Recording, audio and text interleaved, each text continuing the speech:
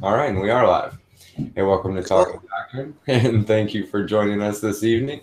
Yeah. Tonight we've got with us Steve from Counter Deception. He How you is doing? he's I've actually found his channel quite a while ago, and a lot of the content that he puts out is unique. It's very thought provoking. It gets you really thinking about scripture and uh, basically who we battle not against flesh and blood. And so, if you want to really know about the deception that Satan is putting out there on a personal level, and we'll get into that, talk about that later tonight, you can go to Counter Deception and look at his channel because he's countering the deception of the God of this world. Sure am. So, the description is, or in the description is a link to his channel. So make sure you guys go and sub. He's been a part of the fellowship here a little bit, but not too terribly much. Yeah. So you guys might have seen him in the chat room before. But really, I'm just going to go ahead and throw it over to Steve, let him introduce himself and his channel, and really just give us a quick summary of of what he's learned and his background in all of this. And then we're going to get into like what this says, sleep paralysis and pharmakeia, and really how they're directly connected. So, Yep. Steve, welcome. Thank you for joining us. And if you don't mind, say hello to everybody. Yeah. How you doing, everybody? Um, my name's Steve. My channel name is Counter Deception. Um, I'm joining you guys tonight because I wanted to share in the topics of a little bit of what I'm about, what my channel is about, the content on it, what my purpose is, and of course, pharmakeia and sleep paralysis, because those are the two subjects that I feel like I have more experience with than a lot of other people on YouTube. And I feel as though as I can give you a very unique perspective to these things, because when you look on YouTube, I mean, when it comes to pharmakeia, people are just like, yeah, it's sorcery, don't do it. They never really get into the nitty gritty details. And people with sleep paralysis, they'll just say it's spiritual attack. They really don't get too far into like what it's like. So I'm going to go ahead and share that with you. But just to give you a little overview with me, I've been saved for about 4.5 years now. Um, but prior to that, I'll just give you a little, walkthrough of like how I came to the truth. Um, I actually grew up in a saved family. I did, and but when my parents took me to church, of course they're not, because it was like Sunday school. I was like 5 years old. They're not going to teach you about death. They're not going to show you, Jesus being crucified on the cross and stuff like that. So I wasn't saved as a kid, even though I was in a church that had correct salvation. But you know how it goes. You go to school, and eventually one thing leads to another. You take the stupid science courses, and then I lost my faith. And fast forward a little bit down the road, um, I still had my interest in, the unknown and stuff like that. I always wondered what happened after you died. I always wonder what aliens were or Bigfoot or stuff like that. I used to watch Unsolved Mysteries all the time. It used to be my favorite show. But I always had an interest in it. But later down the road, I decided, because I was like looking up all this different stuff on the internet about like lucid dreaming and meditation and stuff like that. And even as an atheist, I thought this was unique because I thought I could, like, I don't know, I guess space out and have a lucid dream and create my own reality inside my head. And that was even as an atheist. Well, one night I decided to try this. And prior in that night, I actually dropped LSD. That was actually a point that I forgot to include during my testimony. But earlier in the night, I dropped LSD. My girlfriend didn't. She went to bed, and I was up completely bored. And I got the idea of thinking, oh, hey, why don't I meditate? Because I'm pretty sure that'd be really cool right about now. And so I decided to do that. But not just that, I decided to do a sensory deprivation experiment on top of it. I wanted to see how far I could actually go. So I went to my bathroom, I turned off the lights, I laid down in the bathtub, lukewarm water, no stimuli whatsoever, completely dark because it's in a basement. And I had an experience happen, what's known as a, Real yeah, quick, real quick. Explain sensory deprivation experiment. because I know what you're talking about, but a lot of people may not know. Lukewarm water might just want to pass their head. Okay, so a sensory deprivation, they have certain places out there that have something called sensory deprivation tanks. And these are essentially places, therapeutic places, where you go and you go into a big tank, and there's absolutely no light, there's absolutely no sound, and the water that you get in, they put Epsom salt in it, and this, I guess the solubility of it like equals out, and you float on top of it, so it equals out with your density, so it feels like you're floating. And because of this, all this together, it deprives your brain of your senses, your sight, sound, smell, all that.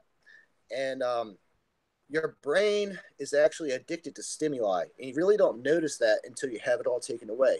So when you go into these sensory deprivation tanks and you have all those taken away from you, your brain's going to try to compensate for its lack of stimuli.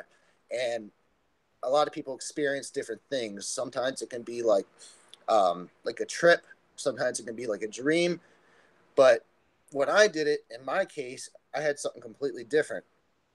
And what happened was, is when I was laying there, I was laying in the water, absolutely no stimuli. I had earbuds in my ears. I had one of those sleeping masks put over my eyes in pitch black, laid down, and I felt an energy build up the base of my spine. And it like, I could feel it throughout my body. And this like buzzing feeling was like right at my tailbone. And it emanated a feeling of anticipation. Like it felt like I was becoming more and more excited about something. It was equal to the feeling that you would feel if you were a child and you just got up Christmas morning and you see the biggest present there and it's yours, and you're like, fighting against time to rip it open like as quickly as you can. You feel that feeling building up for the surprise. It was that exact same feeling. And I thought this was interesting. I didn't know what was going on. And I noticed that I was able to somewhat move it up my spine a little bit. And I moved it up and it went back down. So I was like, okay, I'm going to try to push this all the way up and see what happens. So sure enough, I laid there and I pushed it up. And it went all the way up my spine, and it went all the way up to my head. And when it hit my head, it was like whatever the part of your brain that tells you that like you're separate from something, like me, putting my hand against the wall. Obviously, your brain's going to tell you you can't put your hand through the wall because it's two separate objects, and it's two solid objects. I'm guessing whatever the part of my brain that told me that it was separate from the universe itself was just shattered. And I felt myself melting, and I felt myself become energy, and I became one with like all of creation. It's a very bizarre experience. But as this happened, it wasn't just me becoming one with everything. I had all this esoteric knowledge being pummeled inside my head of like concepts and ideas that I've never even once contemplated before. And I had all this knowledge hitting me, and of course I'm freaking out. I'm atheist. I'm like, what's going on? And like it was like whatever I stood firm for before, where I thought there was nothing special about the universe or whatever, was shattered. And now I knew that there was something else out there, and I didn't know what it was. And so I wake up and I wake my girlfriend up. Now she was Christian, she was saved at the time, and I got up and I was like, I think I'm having a religious experience. I think God's talking to me. And I was like, get a pen and paper so we can write this down. So I'm jotting down all this different information, and some of the knowledge included that was a lot of psychology. I realized like different actions that we did was based a lot on acceptance. Like when we're in school, when we're younger and stuff, a lot of things that we do for, you know, I guess either bullying others or being bullied ourselves or trying to impress others or whatever, it's all for acceptance. And I had all this psychological information coming to me, but not just that. I also had all this universal and esoteric knowledge come into me too. I realized that the whole universe was like I said, at the time, this is what I believed, but I thought the whole universe was one giant living organism, that it was a big thought bubble, and that this whole universe was consciousness, and that this consciousness was split up into a dualistic perspective. So in a sense, it's just like the yin yang sign. It was almost identical. That's why, like, I was picturing in my mind with everything was a yin yang sign. So whoever created that in Taoism, like they were obviously looking at the same thing that I was looking at this time. But it was pretty much a summary of everything in creation had an opposite to it. There's male and female, up and down, left and right. You can't give without receiving. You can't receive without somebody giving it to you. So it's like these two polarities, and it's the whole reality is like manifested up in these two polarities. And I was freaking out. I was like thinking this is so cool. But the one thing that got me the most was that I thought this was what God was. I thought that all religions out there were trying to explain this and that they couldn't get it down properly because it's nearly impossible to explain. So they had all their different perspectives for it, but they were all trying to explain this. And the thing that got me the most was, if this is God, I'm a part of it, which means I am God.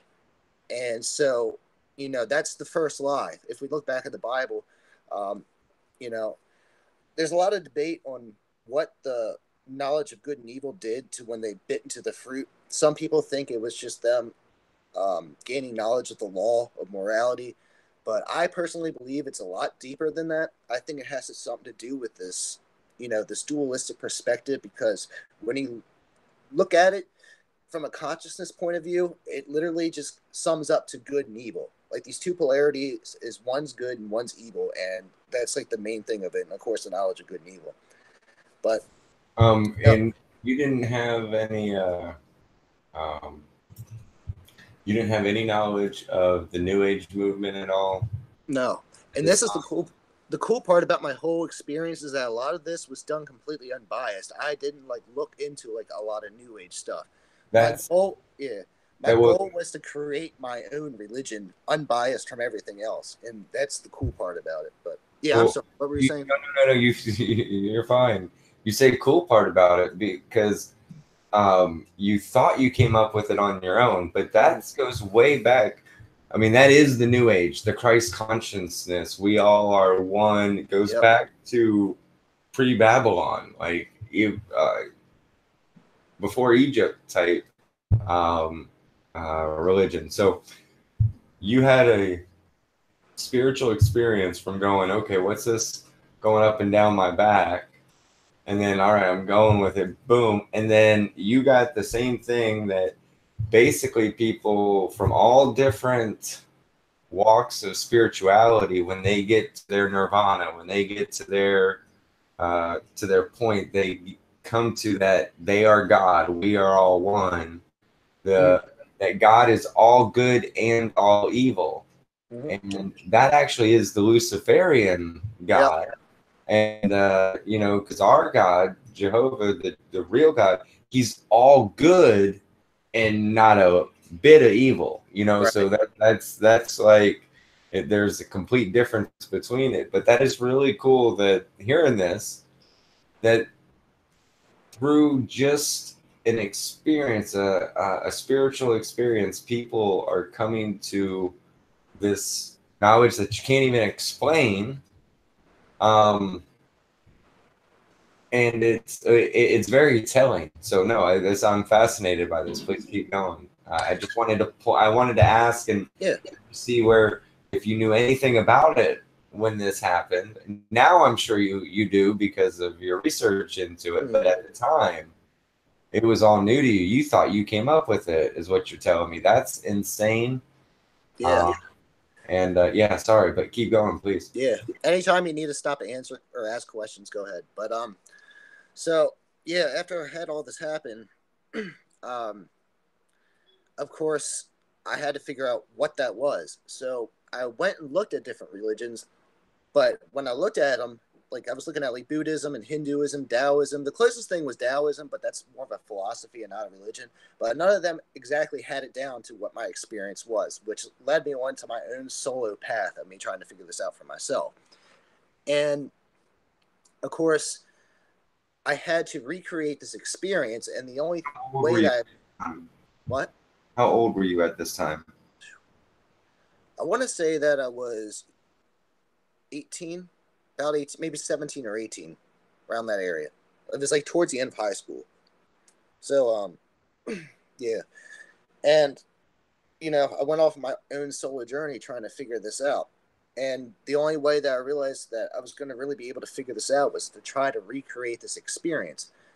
But I tried meditating. I couldn't really get much out of that. I tried to do every other option I could before I turned back into pharmakeia. And unfortunately, nothing else worked. So the only way that I was able to like get back into that state of mind was, of course, trying out different substances. And this is where we're going to lead into all this pharmakeia stuff. Because, I just want to clear up some confusion. A lot of people think that just taking a substance, that's pharmakeia. Pharmakeia is taking a substance intentionally to receive esoteric knowledge or to speak to spirits. It's that's the sorcery of it, is when that's your intention. So when people think that like you're going out and you're taking pain medicine for like, a broken bone or something, that's not pharmakeia. But it really doesn't matter in the end, because if you take a substance to speak to spirits or whatever, whether that's your intention or not, it can still open the door, especially if you're not saved. It doesn't matter why you open the door. It's still open. But yeah, just to clear that up. So I went back and I tried all these different options to try to figure out how I could, get back to that experience. And it was unique because each substance brought a different experience to me, but it was almost like the fundamental core between all of it still hovered around that same concept. And,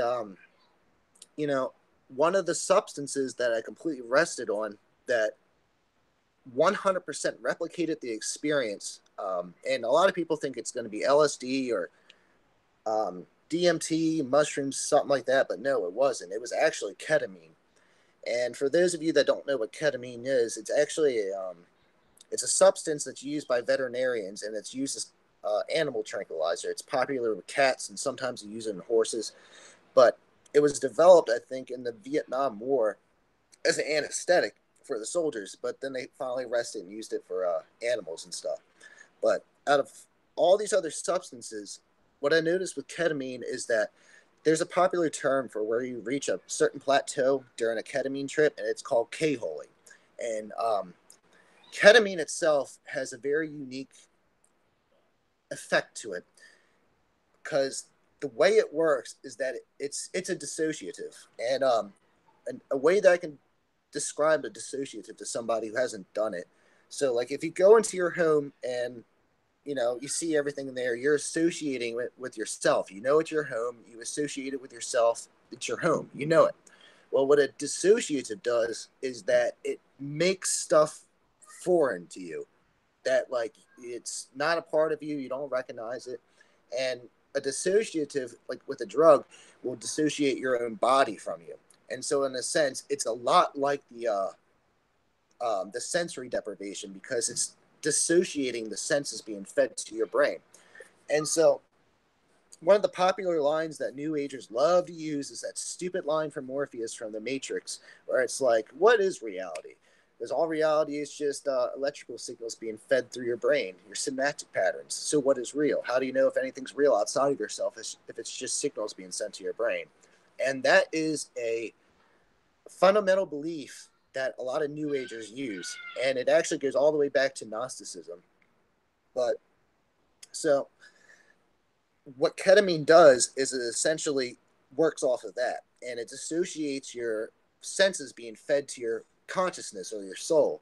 And so when you reach that level of what they call K-holing, you have completely dissociated everything away from it. So you can't, you won't even be able to speak. You can't get up and move. You can't feel anything. That's why it's actually an anesthetic. It's like you have no sensory, like, whatsoever. And I finally rested on that because it was the only thing that I found that was able to recreate that experience quick and fast and cheap too. So I fell into a horrible addiction with that. The funny thing is that ketamine is actually one of the very few addictive psychedelics. A lot of psychedelics are known to not be addictive. A lot of people just do it once in a while and they don't have problems with it. But ketamine is a highly addictive psychedelic. And I think one of the reasons for that is because of the state that it puts you in. I don't know what it is with their soul or consciousness, but when we disassociate all the sensory that's being fed through our synaptic patterns, all we feel is pure bliss, pure love, pure, what's a good way to put it? Pure, it's almost like omnipresence, because what it does is that since all the universe is being fed through your senses, all through your synaptic patterns and all that stuff, essentially all the universe exists within your head. And in the Bible, it says you cannot have a true experience, spiritual experience within yourself. And I disregarded that back then, of course, because I thought, I found the truth. But when this happens, um, you know, I eventually found out that the route of administration makes a huge difference when it comes to ketamine. So before, I would usually eat it or I would snort it. But once I found intravenous use, it took me to that peak instantly, and I was able to go a lot further, and it was able to come down quicker to where I would be able to remember what I learned when I was in that state of consciousness, and I was able to write it down. And so, this is pure pharmakeia. This is what the Bible's saying what pharmakeia is. I was legit doing it to the T. And when I would inject it, it would be like 10 seconds, and then it would feel like I would sink deep within myself. Everything else would become foreign, and it would always play over and over and over again the same trip. It would be like I would completely forget that I was human, but then it would be like I would remember my past. And my past was that I was once a giant organism of pure consciousness that decided to forget who it was, break up into infinite perspectives, creating the universe, and through a slow process of evolution, eventually evolve more and more and more until it's finally learning about itself and eventually come to the ultimate and final conclusion that it itself is God. And you need something? Oh, it's fine. And so I came to the final conclusion that, I was God. And it would play this over and over and over again.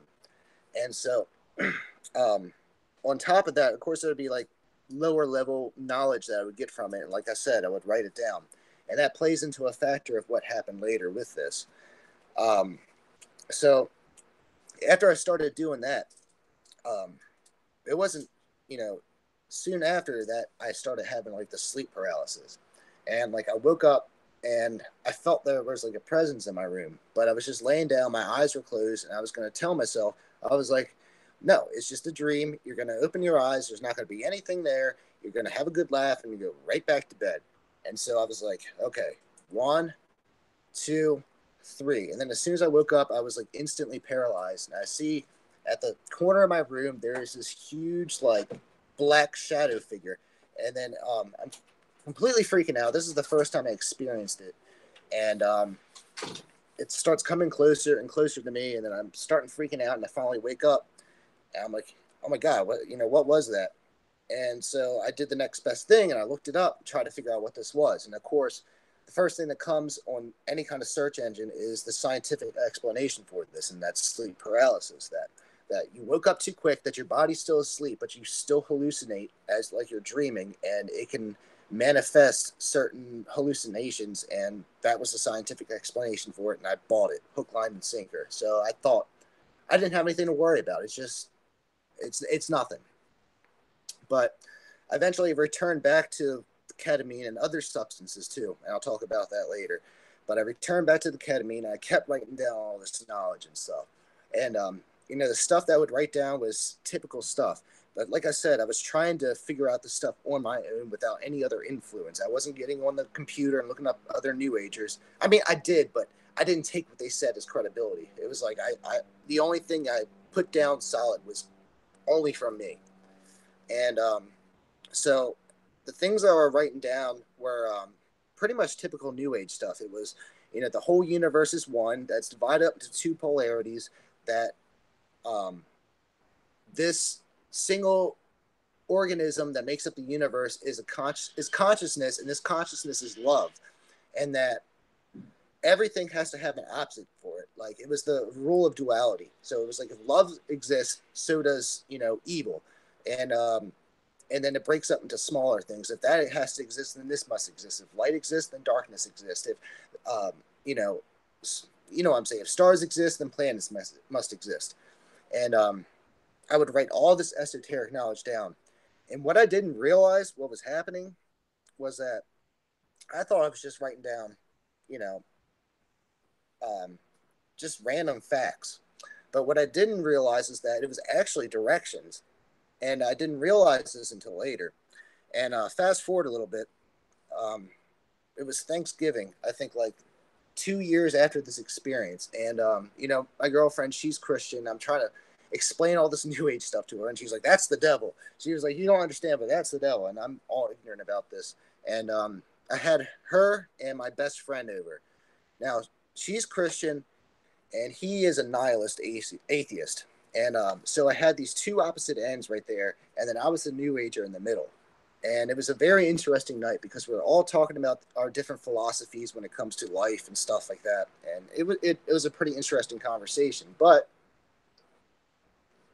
that night, I had ordered some kind of legal compound off the internet that was supposed to be like a makeshift ecstasy. It wasn't MDMA. I think it was like methadone or something along those lines. But it was a amphetamine stimulant, and so it makes you pay attention and think really hard. And of course, we were all rolling for a little while and stuff, and then finally we start coming down. So we're sitting on the couch and we start talking about the philosophy and stuff. And they're going back and forth. And so I pull out, all the notes that I had. And, I'm like, well, listen to this. So I start reading it all the way through and stuff. And by the time I finally got done with it, my girlfriend's on my right side, my best friend's on my left, and like they're quiet. I'm like waiting for them to respond, but they're not responding. So I look over at them and they just have this blank stare in their eyes. And like they look over at me and they're like, you were right. They were like, that makes sense. And it was like instantly she lost her faith. Instantly he was no longer atheist. And like they tried to combat it with trying to debunk it. And they couldn't, because the amount of psychological and metaphysical knowledge that I was able to speak to them had some kind of psychological effect where they were unable to disprove it. And it was like a basic step-by-step instructions of simplifying all of creation, all thoughts, all any variables whatsoever, and it simplified it all the way down into the oneness perspective. And they were unable to debunk it. And they had the same experience I did. I don't know if it was a Kundalini awakening experience, but they definitely had a spiritual, experience right there. And after that, I thought, well, maybe that was just a fluke. And I decided to try it again, right? And so I had 5 other friends come over, and we did the exact same thing. So we're all sitting down, we're all talking about that stuff. I pull out my notes and I read it all the way through. And sure enough, the same exact thing actually happened to them. And they spent, they left after that, but they told me that they spent the rest of the night talking about this stuff, that they couldn't stop talking about it, that their heads were hurting. One of the guys actually worked with me at work, and I caught up with him. And he was like, what did you do to me? He was like, you told me about the shadow sleep paralysis stuff. And he was like, and now it's happening to me, and it won't stop. And slowly but surely, they started to kind of like, lose their sanity. I know one of them like completely lost it. He didn't know what to do with himself anymore. I think he like up and joined the Navy, and I never heard from him again. And so I kind of started to realize, that maybe this is actually dangerous. Like if this is going to break somebody mentally, like it's nothing to mess with. So like I put it away. I didn't really mess with it after that. And then slowly but surely, the sleep paralysis started happening more and more and more. I mean, violently. And so I started to think, well, what if this is a spiritual thing? But me being the idiot that I was listening. I actually went on to, New Age websites to try to figure out how to make this stop. And of course, they said, get a crystal, charge it with positive energy, and it will keep them away. So me and my girl, we went to a Buddhist monastery, and I bought a Siddhartha Ganda like little statue. It was pretty cheap. It was like $20 for both of these. So I bought a really nice little statue, and I bought like a couple crystals. And I went home and I laid the statue there, and I put the 2 crystals in front of it. And of course, I tried to charge it with the positive energy and stuff. And then, yeah, don't do that. because it was like a few days later that I was laying on the couch, and I hear this noise in my bathroom, and it sounds like the cord of like a hair dryer or a hair straightener or whatever, like just like lightly slapping the wall like that. And then I'm laying there and I'm thinking, my girlfriend's in there straightening her hair or whatever. And I'm thinking, well, I wish she would be a little bit more quiet because I have work that night, because I work night shift. Is I'm like laying there, I still hear it slapping around. And then all of a sudden, it hit me. And I was like, I just got back from dropping her off. Now, mind you, I'm not in sleep paralysis this time. I'm literally just laying there. And then it was like my mind starts racing and it's trying to make sense of what this is. And it couldn't make sense. So it was like, I guess my instincts were going to fight or flight. And like my heart starts pounding. I'm like, what is that? And then I hear two bangs. I hear one bang sounds like they hit the wall. And then the other bang hit the door, the bathroom door. The door flies open. And I can literally hear the actual click of the light switch go from on to off to on to off, back on again. I'm thinking any split second something's going to step out of there. So I run up the stairs screaming my head off. And, and then following that, I had all these other experiences. And me and my girl, we would lay down at night. And right as we're about to fall asleep, we would hear people talking. And it would just be like normal people having a conversation. It was nothing malicious, nothing like out of the ordinary, even though it was out of the ordinary, but it just sounded normal. And we always thought the TV was on, and so we would both hear this. It would be synced up between us, and we would get up and we would check to see if the TV was on in the other room, and it wasn't on. And we would lay back down, we would still hear it, and we just didn't think anything of it. We thought it might have just been the drugs or whatever. And so we go to bed, and slowly but surely, I started hearing these voices during the day, and it was whispers, but it was like an inaudible whisper. It wasn't like sound waves. It was almost like a spiritual voice, if that makes sense. But it was almost like a loud external thought, and I would hear it whisper things like, I can't remember all it said, but it was like, I'm the devil, something Satan. I would hear like little whispers like that, and then I'd be sitting there like thinking, I don't know what this is. But another night, I remember I tried doing pharmakeia with Benadryl. Now, Benadryl is a delirium. Not many people know this, but Benadryl does have psychedelic properties to it if you take enough of it. And sometimes when I would run out of everything, I would do that. And I remember I did that, and it wasn't like that much either. It was just like barely anything. I looked at my wall, and I could see this like vortex forming in it. And I see this demon-looking gargoyle thing come out, and it's just looking at me.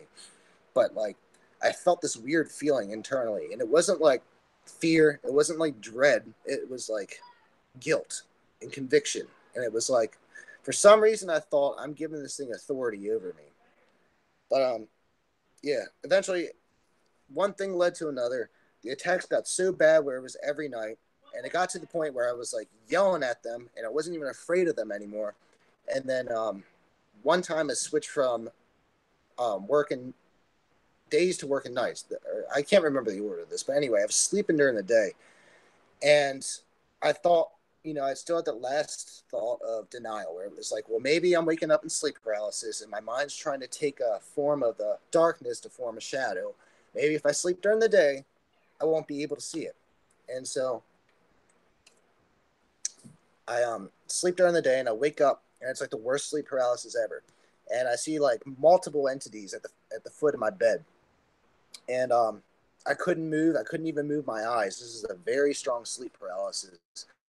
And the one in front of me had like these glowing blood red eyes, and it like came up to me, and it like, I could feel it get on top of me, and I could feel like it trying to grab me. And it felt like the same feeling that you would have if you were trying to pull your hand out of like a glove or your foot out of a sock, but it was like spiritually. And I felt like myself being pulled out of my own body. And I heard it say in like the spiritual voice, it said, "I'll kill your effing soul." And eventually I freaked out. I was just like, Jesus Christ, help me. And the experience ended. And I was pretty fed up with it at this point. So I didn't believe the Bible. I didn't understand how it was true, but I didn't want these things to keep continuing on, because my dad just got diagnosed with terminal cancer. So I was like, you know what, Jesus? I was like, if you're real, make these things stop. so I can, spend time with my dad and do what I need to do. And and I kind of made a bargain prayer on top of that. I was like, you know what? I'll be fair game. I was like, the only thing I know about Christianity at this point is that faith is important. So I said, if the Bible is true, and I have faith that you will reveal it to me throughout this whole time until my dad dies, and I never once blame you, I never once yell at you, I accept it for what it is, then you show me the truth, and I'll be more than willing to accept it. And yeah, one thing led to another. Eventually, my dad's on his deathbed. My dad was saved, and I didn't understand how he could believe it. So on his deathbed, I start coming out to him about like all these different attacks, about how I just wanted like to know the truth. And I couldn't understand about how he figured it out because the last sense that he had was hearing, so he was able to hear me through this. So I was like, when you get over to the other side, tell God or whoever's in charge to please show me the truth. Like, please, like I want to know the truth. I want to know like everything, and I don't care how bad it is. Just please, just show me. And of course, later that night he passed, and a few hours go by, and nothing happens. I'm sitting there waiting for it. I'm like, well, and now I'm getting angry, and now I'm getting resentful. So I'm like cursing at God. I'm screaming at him. I was like, you know what? You're not real. I was like, screw this. I was like, I never got anything out of you. I never got anything out of you when I was a child. I was like, you know what? I got like in a rebellious mood. I was like, you know what? If I'm going to get anything out of anybody, it's probably going to be the devil. And I was like, and that's what I'm going to do. I'm going to see what Luciferianism is all about. And so, like, I got on my computer and I was like looking it up. And then, like, it was like a sudden revelation. It was like, I didn't have to look up and practice Luciferianism because everything that I looked up on the computer was 100% identical what that was coming through me. That I was writing down, that I was practicing, everything was 100% identical to repackaged devil worship. And it was like I had like a knot. This is the only way I can describe it. It was like I had a knot of all this deception before, and like all these different viewpoints I used to have. And before I thought that all the religions were trying to explain something that was beyond their comprehension, so they all tried their best to try to get it down the best that they could, but they couldn't get it down properly. That was my previous belief. But it was like somebody untied the knot, and it was like, no, that's wrong. It's right, but it's wrong. So all these other religions are trying to explain something that they can't explain, but it's all it's all Luciferianism. All these different religions out there, Hinduism, Buddhism, Taoism, besides, monotheistic religions like Islam, but all the other ones like that, they're all inversions of the same thing. That's it. They're just inverted. There's different entities that worship it and different gods and stuff, but at the core, it's all the same thing, that you achieve enlightenment, that you achieve consciousness, that you become one with the universe. But all these different religions have enough differences in them to throw the world into chaos, to cause conflict, to cause the whole world to hate each other. And all these shadow people, all these demons, all these different familiar spirits, they go around starting up all these different world religions for that purpose, but they leave that commonality between it, only for later for the Antichrist to come and then expose that commonality, uniting all the world religions together into world peace, creating the solution to the problem that they started to begin with. And with the Bible, all the different rules in it, people are going to think that that's holding the world back from world peace. So that's going to be the only thing stopping this one world religion. So the world's going to rebel, get rid of that, the gospel, and they're going to unite together when that was the only hope out of this. And it's all a plan to unite the whole world religion in bulk to take them down to hell with the devil and all these other familiar spirits. And, that was the night I got saved. And, yeah, it was a lot to handle. That was a hard truth to handle, but I got what I prayed for, and yeah, that's pretty much the gist of my testimony right there. So anyway, so I want you guys to realize like what this pharmakeia is. So pharmakeia, when you take drugs or any other compounds in order to communicate with spirits or try to get any sort of esoteric knowledge, after the fall, I'm assuming it was right after the fall with Adam and Eve, God put a veil over us, and we weren't able to see what's going on. Because trust me, I've seen behind the veil, and you do not want to see what these things look like. They are horrifying, horrifying. We would not be able to function. We would not be able to do anything. We would be running around pissing ourselves. And you know, God put that veil over top of us to protect us from that. But when we take different substances, it thins that veil. And now, when you look at substances like DMT and stuff like that, people think that taking that they're actually seeing the reality for what it is, like all the different colors, the fractals, all the complex geometry. But that's not what it is. All that does is thins the veil, and it allows you to kind of see these entities, but they are using the psychedelic experience itself to put a cloak over top of them. You know, these are nasty looking creatures. You don't want to know what they look like. But when people take stuff like DMT, they use that psychedelic compound, and they use it as like a mask, and they come up with these crazy concepts. They'll come to you as like keepers of time, or they have the blueprints for reality, or you know, they're in charge of consciousness, or weird stuff like that. And they come up with all these mesmerizing, hypnotic, you know, archetypes. And the way that they design it and the way that they come at you, it promotes a seductive lust for you to try to figure out more about what it was. Because I personally believe it's like a natural instinct for humans to want to find out more about life and reality. Unfortunately, some people are just so caught up in the world they don't have time to think about it. But I do believe that's deep down inside of all of us to figure out, you know, what on earth is going on. And when people take these substances and these beings come to them as all these different crazy concepts, these people, you know, they get pulled into it, and it's just to take more and more of the substance, like I did, and it opens more and more doors, and it's going to eventually lead to the same exact scenario that I went through. And you know, it's incredibly dangerous. So I mean, I figure I'll let you get caught up if you have any questions before I continue. Do you have any? Oh, well, I guess not very many questions. The summary of your testimony was awesome. And I remember when I was in college doing ecstasy, and the time that I remember when I first got saved, I remembered I was like, oh, so there is an afterlife and there is going to be bliss afterwards. That was an experience that I felt, because I didn't know how to explain it. But when you went through the sensory, depriving sensory stuff, that's right. Can't say that word too well, but I mean, I've been through that myself. And then the ketamine, that took me back in the days going in the cave hole. I spent many hours sucked into a couch, you know, where you just feel like you fell into a hole and can't get out. I didn't know any of the scientific stuff. I've only done it like 3 or 4 times back in the day when I was younger. So it wasn't anything I got. I got so messed up on it, I couldn't do anything on it. So I was like, what's the point of this? You know? Yeah. Yeah, I have another interesting thing I wanted to share about this.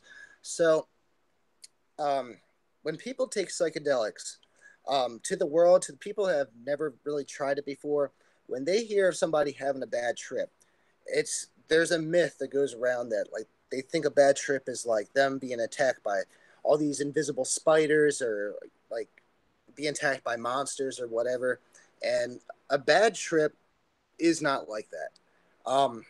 And it's very interesting when you get to what a bad trip is actually like, because it like, you'll see. So the one time that I had a bad trip on acid, and dude, one of the worst traumatic experiences of my life. And like, before you go into it, because I remember bad trips, and how I used to explain it to people is that when you are tripping, you usually know you're tripping. You know, you're like, oh, I'm tripping. But a bad trip is when you get to a point to where you don't know you're tripping anymore. Yeah. It becomes reality to you.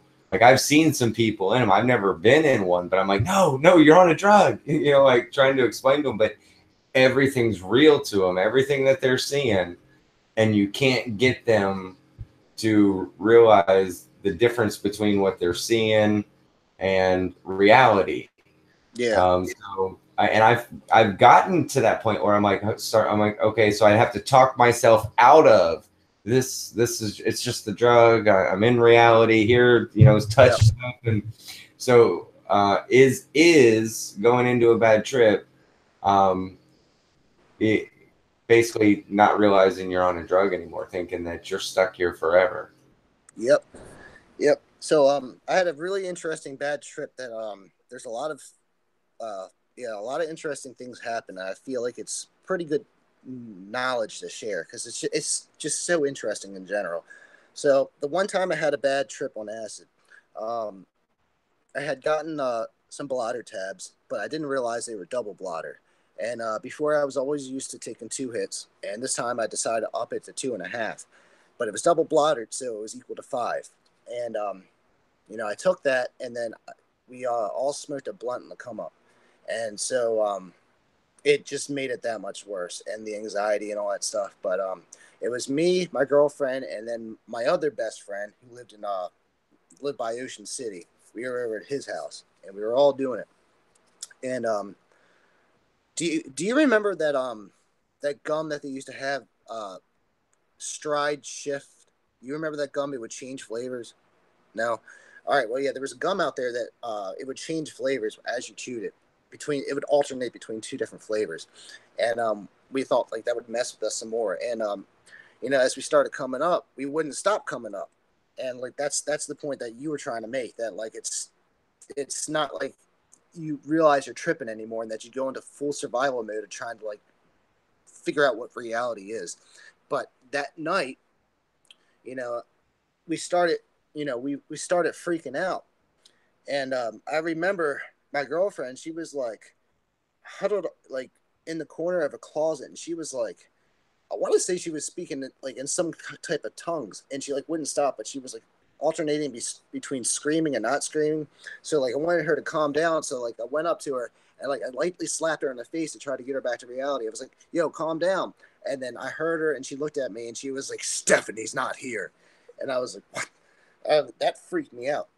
And then I went out to my friend, and I was trying to explain to him like what just happened with her, but I'd already forgotten it. And it was like a new scenario began, and I went up to my friend, and we started talking. And I kid you not, we started talking, and we talked in French, like 100% in French. It was the actual language. We understood each other, and I don't know a single word in French, but we were talking to each other in that. And like we stopped halfway through, and we were like, "What on earth?" And we had his like younger brother. He was sober the whole time. He was kind of babysitting or whatever, and he was like, "Yeah, you guys are straight talking in French." And you know, when the really bad stuff started to happen, and mind you,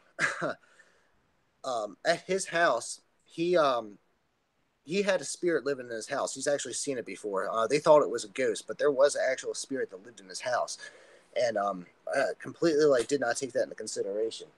And the trip changed into something I call loops.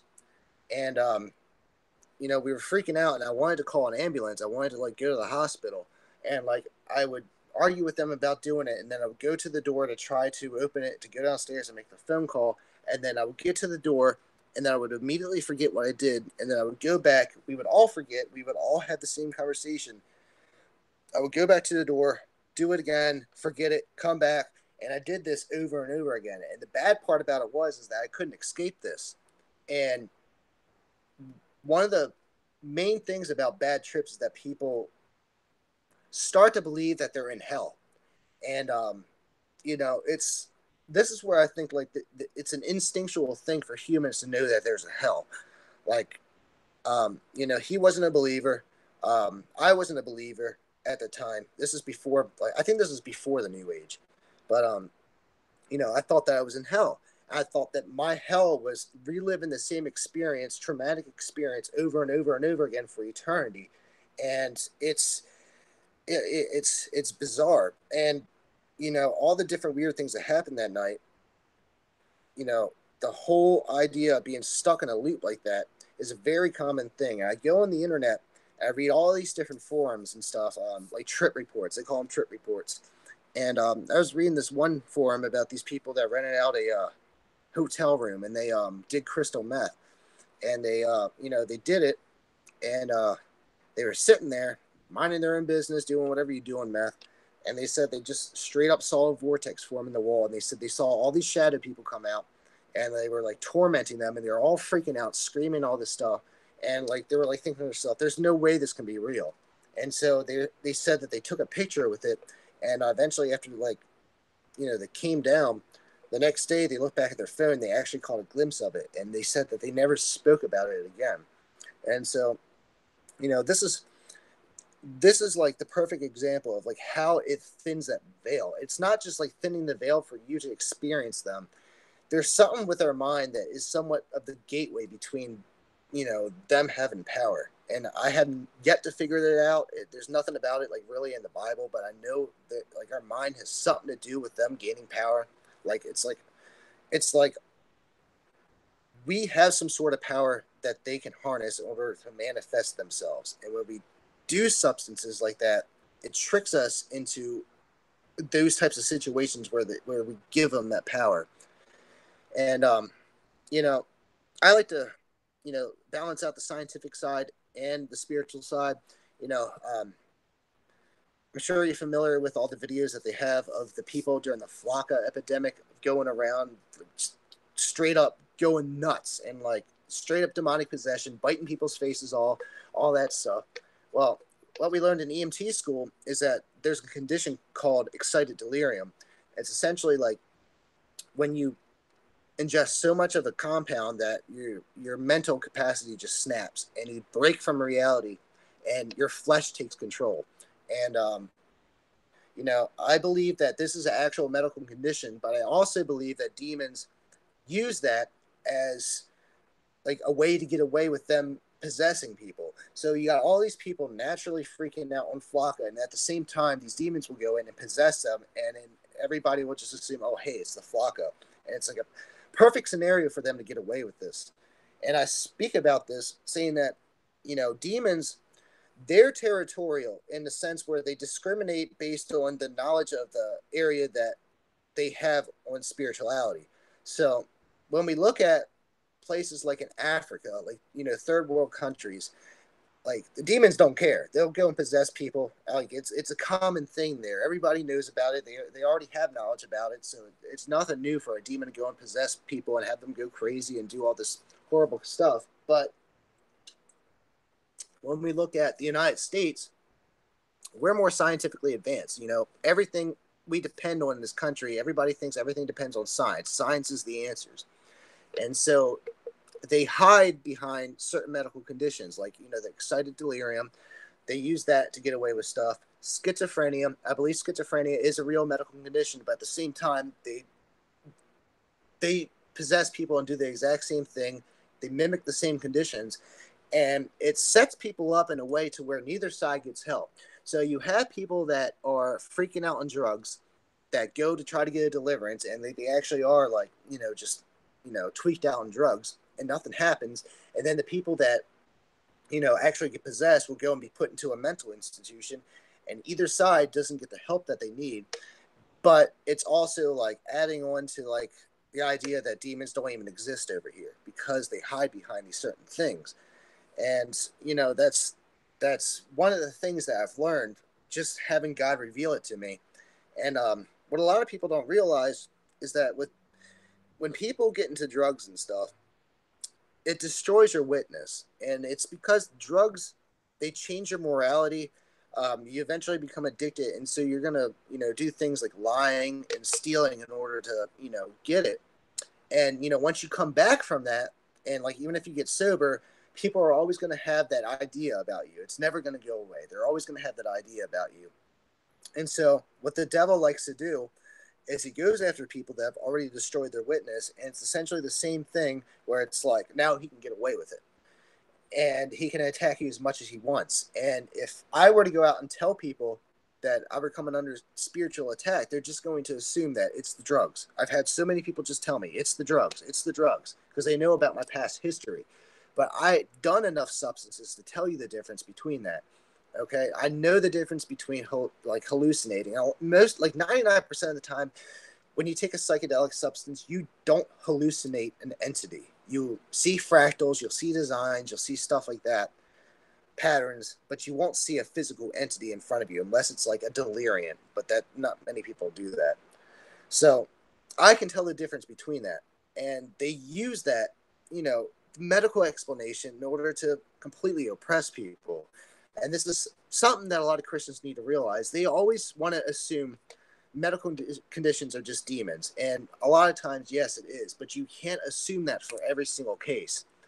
And, to the untrained eye, even to me nowadays, it's almost impossible to discern the difference because they're just that good at it and they're that good with getting away with it. And, one thing leads into another. And we're going to see how the pharmakeia is going to eventually tie into the sleep paralysis, because sleep paralysis itself, like I said, is a real medical condition, and sleep paralysis can be caused by different substances. One of the number one medications out there that cause it is trazodone. It's a antipsychotic sleep medication, and I remember when I was in rehab, and they would prescribe us trazodone while we were in there to help us sleep at night, and everybody called it the nightmare medication. And the rehab that I went to, they're all 12-step based. They all go either with AA or NA, just the 12-step rules. And originally the 12 steps were just taken from the Bible, but they had to reword it in a way that was acceptable for everybody, because 99% of the world doesn't want anything to do with Jesus. So they took it from the Bible and made it a universalist theology. And they call it the big book, but essentially in the big book, it's everybody's looking to God as they see him. So it's essentially everybody's worshiping the same God. They just see him differently. And it goes back to the New Age, where it's essentially the same concept.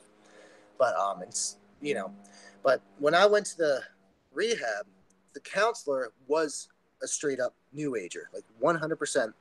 And we had a session in there, and he was like, well, tell us whatever traumatic experiences that you went through that caused you to have this habit-seeking behavior. What tragedies did you go through? What caused PTSD, stuff like that. And I remember this one girl, in this meeting, she just set the standard, because she was like, she just went all out. She was open. She was like, I was sexually confused, and I had a sexual experience with an animal. And I was like, oh, okay. So this is the level we have to get at, like that level of openness. So I had to think, what was the most traumatic experience that I went through? And it was obviously what I went through with the New Age and stuff like that. Having your soul about to be ripped out of your body is pretty scary. It's just a little bit scary. So, of course, it gets to me. And I was like, I was in the occult. I came under all this attack. I was like, nobody believes me when I want to talk about it. It ruined my life. I almost died, stuff like that. And, of course, the counselor was like, hey, Steve. He was like, I would like to talk to you after this. I was like, oh, okay, cool. Maybe he knows a little something. And so eventually I meet up with him, and word went around that this guy, the counselor, when he was in active addiction, he was a psychedelic user, and they were always saying that he was crazy. And when I went and met with him, they were right, because he was what people got to understand when it comes to a New Ager. They assume 100% they have it figured out. There is no doubt in their mind. They think 100% that they have the truth figured out. And so what they will do is try to warp anybody else's belief system and try to fit it into their own when they're trying to explain anything to them. So I met up with him, and he was like, so, tell me what happened. I told him I saw all these, shadow people. They were attacking me. They tried to rip my soul out. And he was like, tell me about what you were going through at the time. And I told him that I just went through a divorce, that my dad was diagnosed with terminal cancer, stuff like that. And he's like, well, you see, that's why. He was like, you see, the whole universe is consciousness. And when we go through negative things like that, our consciousness likes to manifest these different entities, and they come off of these crazy monsters and they attack us. But really, it's all within yourself. And you have to, the stupid new age stuff. And I was just thinking, okay, I'm not going to get through this guy. So I go back, and of course they're letting in new attendees and stuff, and they let in a couple new agers and stuff, and you know, we're all getting together and we're all holding hands, and we're all having to come to the conclusion that we worship the same God. That's like what the NA and AA rule is when you come to it. Like, we see God as each as we see him, but it's all the same God. And so when you have something like that happening over and over again, that opens a lot of doors, along with like all the different belief systems of the people that come into rehabs. They already have all these different doors open. And I went to bed that night, and I wake up and I had sleep paralysis. I see at the foot of my bed, and there's this weird looking entity. It looked like a short Sasquatch. It was very bulky, very ripped, muscular, covered in fur, had large talons on its hands and feet, and it had no neck. It was just like a little bump for a head, but its face had this plague doctor mask from like back in the medieval days, but it was like its actual face. It wasn't like a mask. And behind it was like a typical shadow person. And of course, I wake up, I'm all panicking, and we get up the next morning, and I go and like start sketching it down because I wanted to draw it before I forgot what it looked like, because it was a unique looking figure. And as I'm jotting it down, this one girl that was in there, she I know that she was atheist because she mentioned that her parents were like ministers or whatever. And I'm sure that she turned atheist because they tried to push it on her or whatever. So she was the type of atheist like I used to be, where it's just mocking it, rolling your eyes, not wanting to listen to anything spiritual whatsoever, because we mock the things that we're afraid of to make us feel safe. I've come to that conclusion. But she comes over and she sees it, and she starts tearing up. She starts freaking out. And she was like, what? She was like, I saw the same thing last night. She was like, how? She was like, I don't believe in this. And other people start coming over, and they're starting to panic because they were all keeping it to themselves until I drew it and people started sharing their experiences. And this one guy, he was in there. He was in rehab because he accidentally sold heroin or he accidentally killed somebody by selling heroin to them. So he had to go through rehab. And he was atheist, and he was telling me the experience that he had was he was laying there, and he was dreaming, just a regular dream. And he said a beautiful angel came to him, and he said, in the dream, he saw the beautiful angel, and then he woke up, and then the angel, he was paralyzed, and he saw the angel at the foot of his bed. It still looked all white and beautiful and stuff like that, but instantly it turned into this horrible looking vampire looking creature, and he said it scared him away. So all these people were starting to have these horrible attacks while we were in rehab. And so, a few other people in there were saved. They knew what was going on. We all went to our rooms and we started praying and stuff. But, fast forward, it was about a year later. I ran into one of the new agers. They came to my work, and we were like kind of close friends in there. And of course, I tried to share the gospel with him. I'm trying to tell him how all this new age stuff was a deception. And, I tried sharing with him again. He didn't want to hear it. And then out of all the people, I run into him. And then I get news a little while later that he passes away. And, I don't think he was saved. I'm pretty sure he was still into that. But it was like, out of all these people, it was like he came to me, and I know it was God trying to send him to me as like one last chance for himself, because I tried to share it with him, but unfortunately, it didn't work out with him. And so now we're going to make the transition from this conversation from, the pharmakeia into the sleep paralysis, because I've pretty much gapped that bridge right now. Pharmakeia, it can induce sleep paralysis, and like I just said, now we're going to move into that conversation. Now, with sleep paralysis, that is such a common thing. It is such a common thing. I'm pretty sure maybe, one out of every three people have experienced it at least once in their life. And nobody thinks much of it. And, we're going to get a little bit more detail about the different experiences that I had throughout, my New Age walk, and we're going to go into an experience that I had back when I was a kid. So the number one entity, there's different types of entities that people see. I've seen a few different types, but the number one entity that people see is just a typical black shadow. That's the most common one. So the experiences that I had, most of them were the black shadow ones throughout the New Age. It started out as that one that I told you about the very first time, and then it just started progressing more and more, especially the more I got into ketamine and the more I got into esoteric knowledge and stuff like that. It would start happening more and more. Now, when I started to make the assumption that it went from a scientific explanation to, okay, this might be spiritual, what I thought was that I was coming into some kind of crazy universal truth, and these things didn't want me to figure it out. So it played on the deception of me digging deeper into this. So it was like a rebellion against these things, because it was like, ha ha ha, I'm going to find out the truth, and you guys aren't going to stop me. But I was just opening more and more doors. And so these things, they kept attacking me so much as a shadow person that I guess I started losing my fear when it came to it. I remember one time I was just laying there in bed, and it came up right to my face. I was just like, would you just please F off? And it was starting to get to the point where it was annoying. And I remember this one experience I had. I woke up, I was in sleep paralysis, and I see one at the foot of my steps. And it was a light sleep paralysis. I was able to break it really quick. So I hurry up, run over to where it was, and I stood right by where it was standing. I could feel static in the air. And, this is one of the things that I thought that this might, really be a spiritual thing. Because I actually felt something there. And, the sleep paralysis, the experiences, what people have got to realize is that it doesn't always stay an experience just in sleep paralysis. Um, you know, During the time when I was in the New Age, I guess I was given these things so much authority that I would start to see them out of the corner of my eye during the day.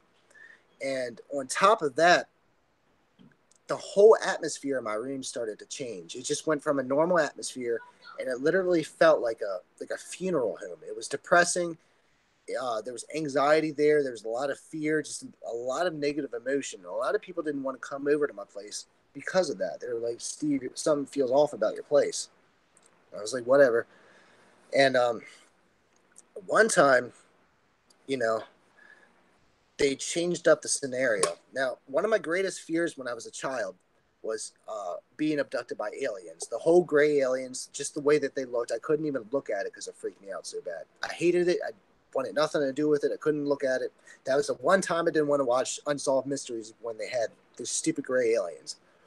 But the sleep paralysis experience and the alien abduction experiences are almost 100% identical. People will literally describe being paralyzed in bed. Aliens will come up to them. They won't be able to move. And then next, they're on the ship and they feel like they're being experimented or whatever. But the experience itself is almost identical to it. And they tried to pull that experience with me. And I had the typical alien abduction experience where I was completely paralyzed, and they came up as little gray aliens and stuff like that. And they only did it once. But, it kind of gave me a new perspective on the whole alien abduction thing. And it started making me think that could actually just be a spiritual thing. Even before I realized the truth and I realized that actually is what it is, it started to plant that seed inside of me. And I've seen so many different forms these things have taken. I remember when I was laying in my bed and I had moved my bed to where it was literally facing my bathroom. And I remember I had my bathroom door cracked and I had the paralysis and I was just staring at it. And I could see these like insects, claws come out the door, like literally at the top of the door like that, and was crawling on the wall. It was a big spider looking creature. And I remember it would drop on me and like I could feel it. And the thing about it is that when we have sleep paralysis, we're in our spirit. And some of the things I found out, like one time I had sleep paralysis and I was more lucid this time. This wasn't the recent one that I'm sure you heard about. This was way back when I was in the New Age. I had sleep paralysis, and I was very lucid, and I was sitting there. I didn't have an attack or anything like that, and I tried to see how strong the paralysis was. I was playing with it, so I tried to get up, and I felt this suction feeling. Like it was the same feeling if you had like your, leg knee deep in mud, and you were trying to pull it out, and you could feel like the suction of the air coming back in. But it was like that, but it was like a spiritual feeling. And I could feel like the harder I tried to get up, I could feel that suction. And eventually, I pushed up so hard, it's literally like when you pull your foot out of the mud and you hear that pop. And I felt like a spiritual pop. And it was like, it was like I was out of my body and I was like floating there. And I was like, there's no way this is real. I was like, there's no way. And I was too scared to look back at my body. I was like, I can't do it. Like, I'm not going to turn around and look at my body. Like, forget that. But what I noticed was I was looking down, and at first I couldn't see my body. Like I was looking straight down, like where my hands would be, and I couldn't see my body. And then when I paid attention to like my arm, I would see it slowly materialize, and I could still feel it. It was like a phantom limb, but I could still feel it perfectly. And I noticed the way it looked. I don't know if you ever like looked at like holographic trading cards, like just that it was like a light blue tint to a white hue, and it was holographic looking. Like your spirit is very beautiful. It's very beautiful to look at. And I would take my attention off of it, and it would slowly dematerialize back into nothing. But I could completely feel it, like everything. And the way that it felt when this happened, it wasn't a good feeling. It was literally the same feeling that you would feel if you were to take a wrong turn in the city and you went into like the worst part of the neighborhood. Like, I shouldn't be here. I made a mistake. This is highly dangerous, like very dangerous. I don't know what could happen to myself. And, it felt really, really bad. And I was like, you know what? I'll go ahead and get back in my body in a second. So, like, I wanted to see something. I wanted to see if I can go through a wall, So I go over to, like, where my bathroom is, and I'm about to try to go into the bathroom through the wall. But right before I did it, I felt something. And I felt like there was something in that bathroom, and it was evil, and it was waiting there for me to go through the wall. And I turned right back around, and I can't remember how I got into my body. It was kind of like I just suddenly woke up back into my body. And I was like, okay, I'm never going to do that again. But the other sleep paralysis that I had, the further that I got into the new age, it was so different. And it started out as just them scaring me awake. It would like panic me so much that my anxiety would go until I would scare myself awake. They would be right up against my face looking at me, and I would scare myself awake. Well, the further that I got into it, the harder it was to scare myself awake. And I wouldn't wake up so easy. And it was easier for them to do more to me. And it's the main thing that they would like to do is it felt like it was suffocating. They would come up and I would feel them lay on top of me. It felt like somebody put a lead blanket on top of you. And that's on top of the paralysis too. But it felt like, that you couldn't gasp for air. And it was weird because I knew I was breathing. Like I knew I was actually breathing. I could feel my chest rise, but I couldn't get that. It was like I couldn't catch my breath, but it was like spiritually. I can't really explain it. And like I could feel it like choke me. And it would be harder and harder to wake up. And there'd be times where I could feel them actually scratch me. And I could feel it like in my spirit. And it, like, if you have dreams and you feel like you get shot or whatever, like you can actually feel it. And it's the same thing with this. Like you can literally feel it. And the second you wake up, the feeling's gone, but you have like the memory of it. And like you feel there and you're like, whoa, that's crazy. And let me think. So it started with the choking, then the scratching. And then I had another type of experience, and I want to say this is related to sleep paralysis, but it's something completely different. And to be honest, this is like one of the most horrifying ones. I can't find anything about this on the internet. I don't even know what I would call it. I call it the Inception syndrome.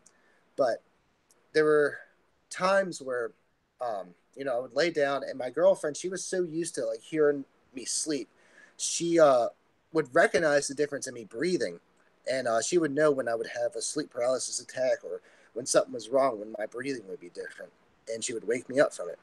Well, this one time, I had this dream, and I'm so glad she was there to wake me up from it.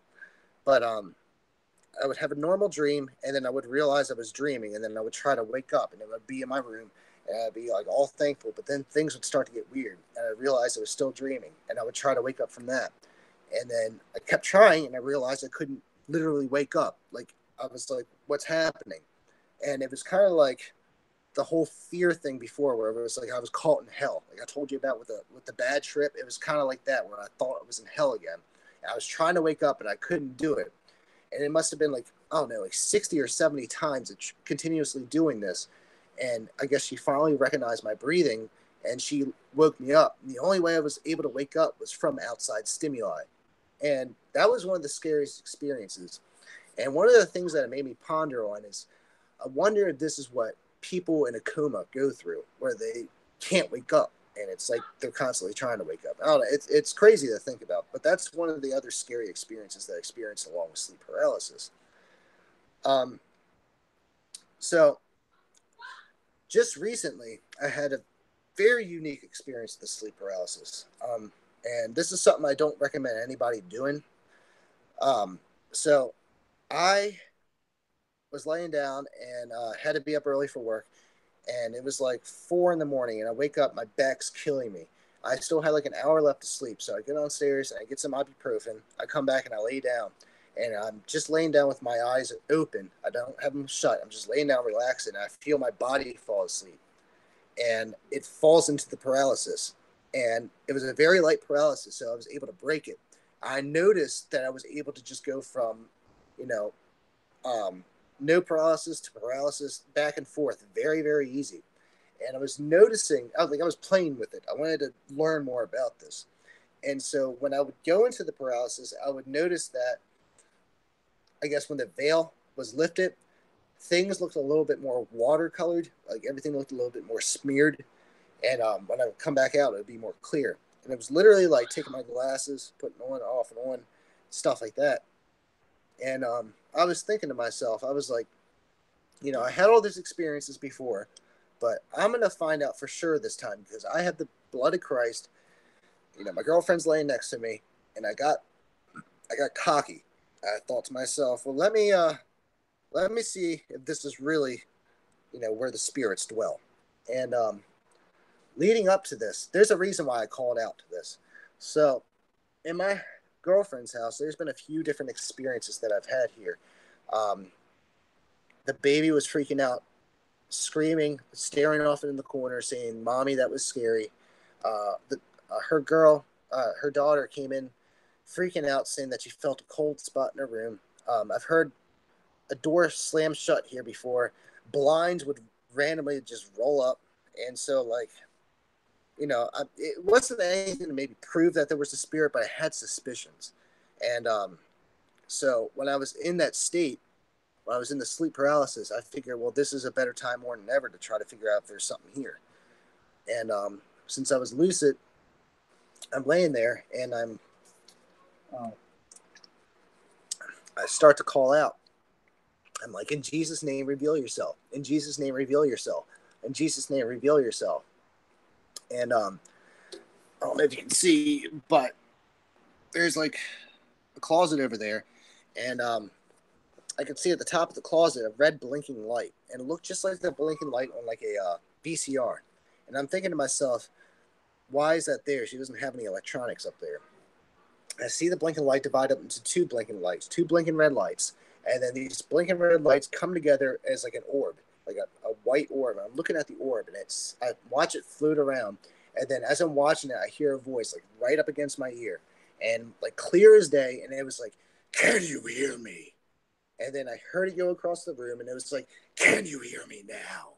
And then I heard a separate entity, like it was a different voice in general, and it was on the other side of the bed next to my girlfriend. It said, "Not now. I'm too worn out." And yeah, it freaked me out a little bit. So I wake up, and I'm like, "That's wild." And so I tell my girlfriend, I was like, "I think you got some spirits in this house." She's like, "Yeah, yeah, whatever."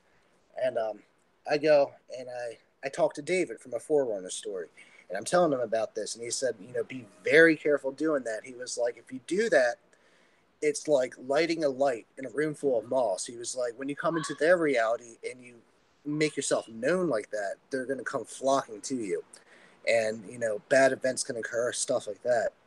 Well, I can't go into detail about it, but I had a horrible situation happen a few nights later, and it had to deal with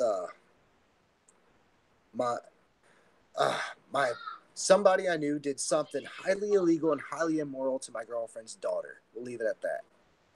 And of course, it was the perfect situation to where everything was lined up to where everything could be destroyed instantly, because social services can come. They can come look through my YouTube channel, think I'm not mentally stable to take care of the kids. I could have been pushed away from them, and it was just a horrible situation. But eventually I got everybody to pray for me, and it worked out.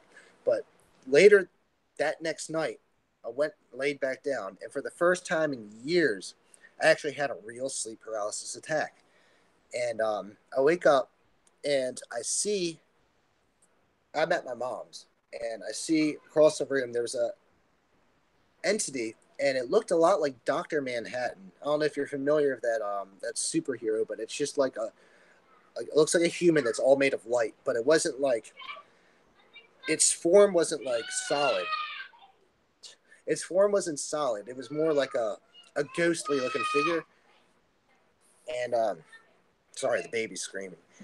So the figure wasn't too solid, and as I'm looking at it, I lay and I look off the edge of my bed, and there's like this little 2 foot figure, and I couldn't really describe what it looked like, but I was talking to David later about it, and he said this entity he's seen as well.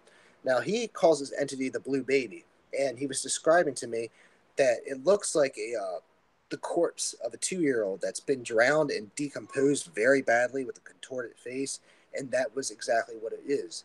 So I saw those two entities, and I'm trying to piece together if these were the two entities that I heard when I was at my girlfriend's, because I didn't see any entities. There was no figures when I heard them call to me. It was just like a voice floating in the air. But this time I saw two, and of course I'm freaking out because I'm like, oh God, David was right. Now I'm under attack again. And the next night at my girlfriend's, and it's wild. It always seems to happen to me when nobody's in the room, and whenever my girlfriend goes up to the bathroom, it's like that's when it happens. And so as soon as she gets up, I have sleep paralysis, and I don't see any entities in the room, but I look outside the window, and I see uh, a being floating there, and it looked just like the Shinigami from the Death Note anime. And of course, I freak out. I wake up. Good lord. Anyway, so and I wake up and I'm like, I'm done with this. So I keep asking people to pray for me. I'm getting everybody to pray for me. I'm freaking out, thinking I should not have done that. I shouldn't have messed with it. And eventually, it calmed down and it stopped. And I'm fine where that's at now. But the things that I've learned from sleep paralysis are just insane. So when right before I called out to the spirits to answer to me, like I said, I was playing with my spiritual body again, and I remember pulling my hands out of my spirit hands out of my actual hands, and like I said, you could see it materialize into a holographic white blue like hue, and I was playing around with the way it feels, and so I wanted to see if I could take my hand and push it through this hand, because it's like I'd be a phantom, right? I thought I could actually do that, but I couldn't do it. I noticed that your spirit body has a physical attribute to it. Like you can't put it through the other one. And, you know, I remember when I was in the new age, I just assumed that, pain and stuff like that was part of like just your body. It was part of the flesh. I didn't think that you could feel pain in your spirit body. but you absolutely can. And that's starting to shed a whole new light onto me, where like it comes into like the whole idea of hell. Like I always thought, like, why would a fire burn if you're not in the body? And like now I'm starting to understand that your spiritual body, you still feel it, and it feels exactly the same. And sometimes it's probably a little bit more well defined than it would be in your flesh. Your flesh is a lot more dulled down, in my opinion. And you know, I was talking to so many different people about the sleep paralysis. I ran into my friend. Her name is Bree. I ran into her at a store the other day, and we got to talking, and I just felt something on her. And ever since I was in the new age, I think I've become a little bit sensitive to people who have, like, I guess, spirits attached to them or whatever, because I will notice that my thought pattern will start to change when I'm around it. And whenever these things are around, my thought pattern changes from just who I am to, oh, hold on, let me get the baby out of here. 1 second. Sorry, Tom Tom. Oh. Sorry, Tom Tom. I think you're done. No, I'm not done. All right, sorry about that. So my thought patterns would change, and it would go from the way I think right now into a very immoral, a very illegal, a very abominable thought pattern. And a lot of the things I can't speak about. Like, I just can't, because it's not who I am. It's out of character. But I assure you, it's the worst, disgusting thoughts that you can possibly imagine. And I'm starting to think to myself, if, because of that, and they're able to speak those thoughts into people's heads, I'm starting to think, because I had that spirit in my girlfriend's house, that may have influenced my friend to do what he did.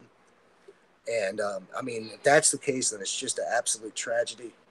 But like I said, I noticed that around her. So I was talking to her, and I was like, "Do you have sleep paralysis?" And she was like, "Yes, every single night." I'm trying to like get some more information out of her. I'm like, "Did you ever mess around with the occult or the New Age?" And she said, "Well, I was Catholic for 7 years, and then she was Muslim for like 3 years." And she said it was when she was in Islam that it became the worst, and it's always stayed with her since. But I told her what it was, and I told her I could help her get rid of it. But she, like, I don't know. I told her to watch this, and hopefully she's on here and listening to this. I pray she is, but she hasn't really responded to me since. But I really want to help her out, because she doesn't understand how dangerous that stuff is. And I'm trying to think what else, because there's just so many of them. Oh yeah. So another entity that people are very familiar with is the Hat Man. Now, the Hat Man is a shadow person. It looks like a shadow person, but it's more well defined. A shadow person really doesn't have, like, the shoulders defined or anything like that. It looks like just a black cloaked figure. But the Hat Man, he looks like Dick Tracy, kind of like the silhouette of Dick Tracy. So he has the fedora, looks like he has a trench coat, and there's a very awesome documentary. It's called The Nightmare. The scariest place on earth is your pillow or something like that, or your bed, and it goes into all these different experiences of people of having sleep paralysis, of different entities, and Hat Man is one of the more serious ones. Now, a lot of people out there have studied all these different entities and stuff, and a lot of people have come to the conclusion that the Hat Man is of high authority when it comes to these. Now, some people theorize that it is actually the devil himself. I don't believe so. I believe the devil is beautiful, and I don't think I'm important enough for him to mess with, in a sense, to him, because my girlfriend, my ex-girlfriend at the time, she never had sleep paralysis, but she woke up one time to where I was having one, right? And this changes the whole outcome, because she woke up and she saw the Hat Man standing over me at the same time when I was experiencing it, and it just disappeared real quick. And notice how I said before, when I had these sleep paralysis, it's always when, like, if I have somebody with me, it's always when they're out of the room. And I've heard many different stories, on the internet and stuff, of people walking in on people having sleep paralysis and catching a glimpse of something. And so, you know, that's just a wild factor into this. And before, you know, while I was in the new age, I was living with my sister, and my niece, she was upstairs and I was sleeping. My room was in the basement, but she said she got up to go to the bathroom one time. She saw a shadow coming downstairs, and I'm sure it was one of the nights I had the attack. And so these things, they play off your sleep paralysis. And hold on, let me get this kid some underwear. Give me 1 second. I apologize. If you want to talk to the viewers, Matthew, let's go. Right, no worries, no worries. Those of us, give me 1 second. not a problem. Those of us who have kids understand completely. And the story that you're telling is quite intriguing. Now I'm just starting to understand that some of the stories are recent. Now I know the one that you're talking about, where you saw your spirit body, and trying to put your two hands together. That was pretty recent, but I didn't know. I hadn't followed that. Most of this, what you're talking about now, is pretty recent until you started talking to that girl who might be listening to this right now. So, um, so are you saying you still see entities now that you're saved and they're attacking you still? Well, the reason why that I've seen them recently is because I've had suspicions that my girlfriend's daughter was playing with the Charlie game. I heard her whispering to our friend about it when they were over here, and also caught them doing that once before. And I confronted her after all this, and I asked her, like, tell me the truth. Did you mess with this? I'm not going to be mad. Just tell me the truth. And she was like, yeah. She was like, I did it twice. And so it really doesn't matter if you're saved or not. If somebody's messing around with that stuff, you like, I mean, they can't like physically hurt you, but it's still a doorway for them to come in and mess with you. And I got her to admit to that, and I went ahead and I blessed the house, and I haven't had an experience since then. But that, and then also, like I said, back when I was in rehab, all the different new agers that were coming there, the fact that the counselor that was in charge of the whole unit, he was new ager, teaching new age and stuff like that. They're all holding hands. Those things open doors, along with all the different prescription drugs that they give you in there. It's going to open doors. And I don't know, I guess just because I opened so many doors back when I was in the new age and stuff, I must be sensitive to them. And even though I'm saved, almost 99% of the time, no, I don't have an experience. And I still get sleep paralysis occasionally, but the only difference is that I don't see anything. Okay, the only reason why I saw something the other day is because I called out to it. And of course, her playing with Charlie. But normally when I get sleep paralysis, it's literally the traditional medical condition. And this is why I know it's an actual medical condition, because I wake up into the paralysis and nothing happens. There's no fear, there's no anxiety, there's no nothing. I just wake up, I get annoyed, I go back to sleep, and everything's fine. And this is how I distinguish the difference between sleep paralysis and an actual demonic attack. They're using a real medical condition to hide behind. And while the sleep paralysis is a real medical condition, what you see beyond that veil, that is very, very, very real. It's not real by our standards because it's not physical. It's not like something you can touch. It's not something that you can, really prove, because you can only prove something that's physical while we're in the physical, and it's not physical. But the spiritual reality behind it is very real. And there's just countless stories of people, having encounters with this. Another entity that people talk about is a dog. It can come in the form of a wolf. It can come in the form of a normal dog. But what this dog likes to do is sit on your chest and stare at you.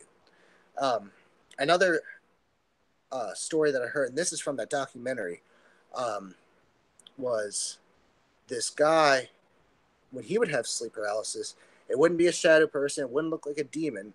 It was a old man, and he said that the old man would come and like shame him like every night for masturbating, like over and over and over again, and like it was like the entity would watch him do it and then come back and try to shame him for it later.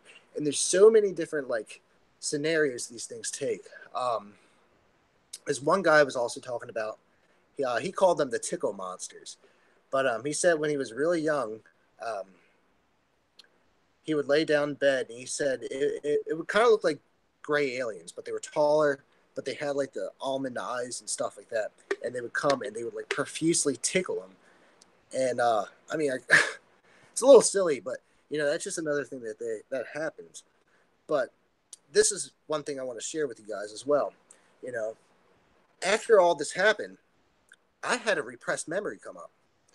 And when I was about 6 years old, I'm like a lot of kids. I don't like going to bed alone. I always felt like I was being watched, and I wonder why. But so I'm laying down, and my mom's in my bed with me, trying to lay down with me until I fall asleep. Well, we both fall asleep. I wake up, and she's rolling over on me, and I get uncomfortable. So I climb out of my bed, and I go into my parents' room. My dad's laying down, and I get in bed, and I'm sitting there. Well, I wake my dad up, and he wakes up, and he goes to the bathroom out in the hall, and I'm sitting up, not in paralysis, just like this, and I look into the corner of the room, and there's a dresser, and by this dresser, there's about a 1 foot space between the dresser and the wall, and then adjacent to that is the window.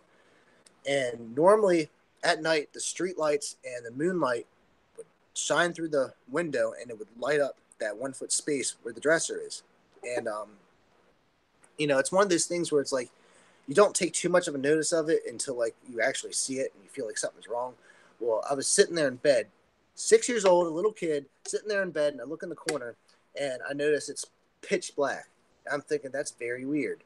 And it was like the second I questioned, like that there was something wrong, I actually saw a shadow person step out. Now, mind you, I'm not paralyzed at all. It looks exactly the same as the stuff that you see during sleep paralysis. So I see this entity step out from that, and it stands right in front of the window. And I get a very unique perspective of, looking at it because the moonlight was behind it. So I had like, the Fishian blinds, and it was standing in front of it. So it was like a perfect silhouette of it. And no light was shining through it whatsoever. And the blackness of it was actually blacker than the darkness around it.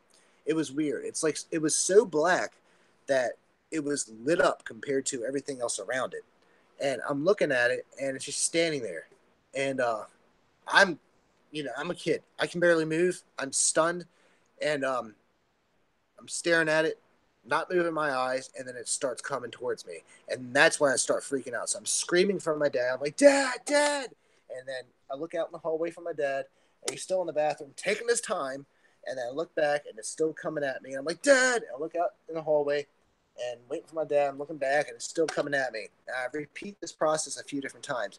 And I'm finally like looking at it, and it's coming closer and closer, and it like gets right up to here. And then I feel a hand on my shoulder, and I look, and it's my dad. And he's like, "What's wrong?" I look forward, and it's gone. And I slept in my parents' bed until I was 13 years old after that. But I never thought much about that. And I never made the tie between that and what was happening to me later in life until I guess I started, really investigating it after I got saved. And I was like, oh my God. I was like, what I was experiencing during this new age stuff could very well have been the same entity from back when I was young. And, I was talking to Renee Rowland about this because she also saw an entity around her house when she was young. And, David from a Forerunner store, he dealt with his fair share of supernatural stuff when he was young as well.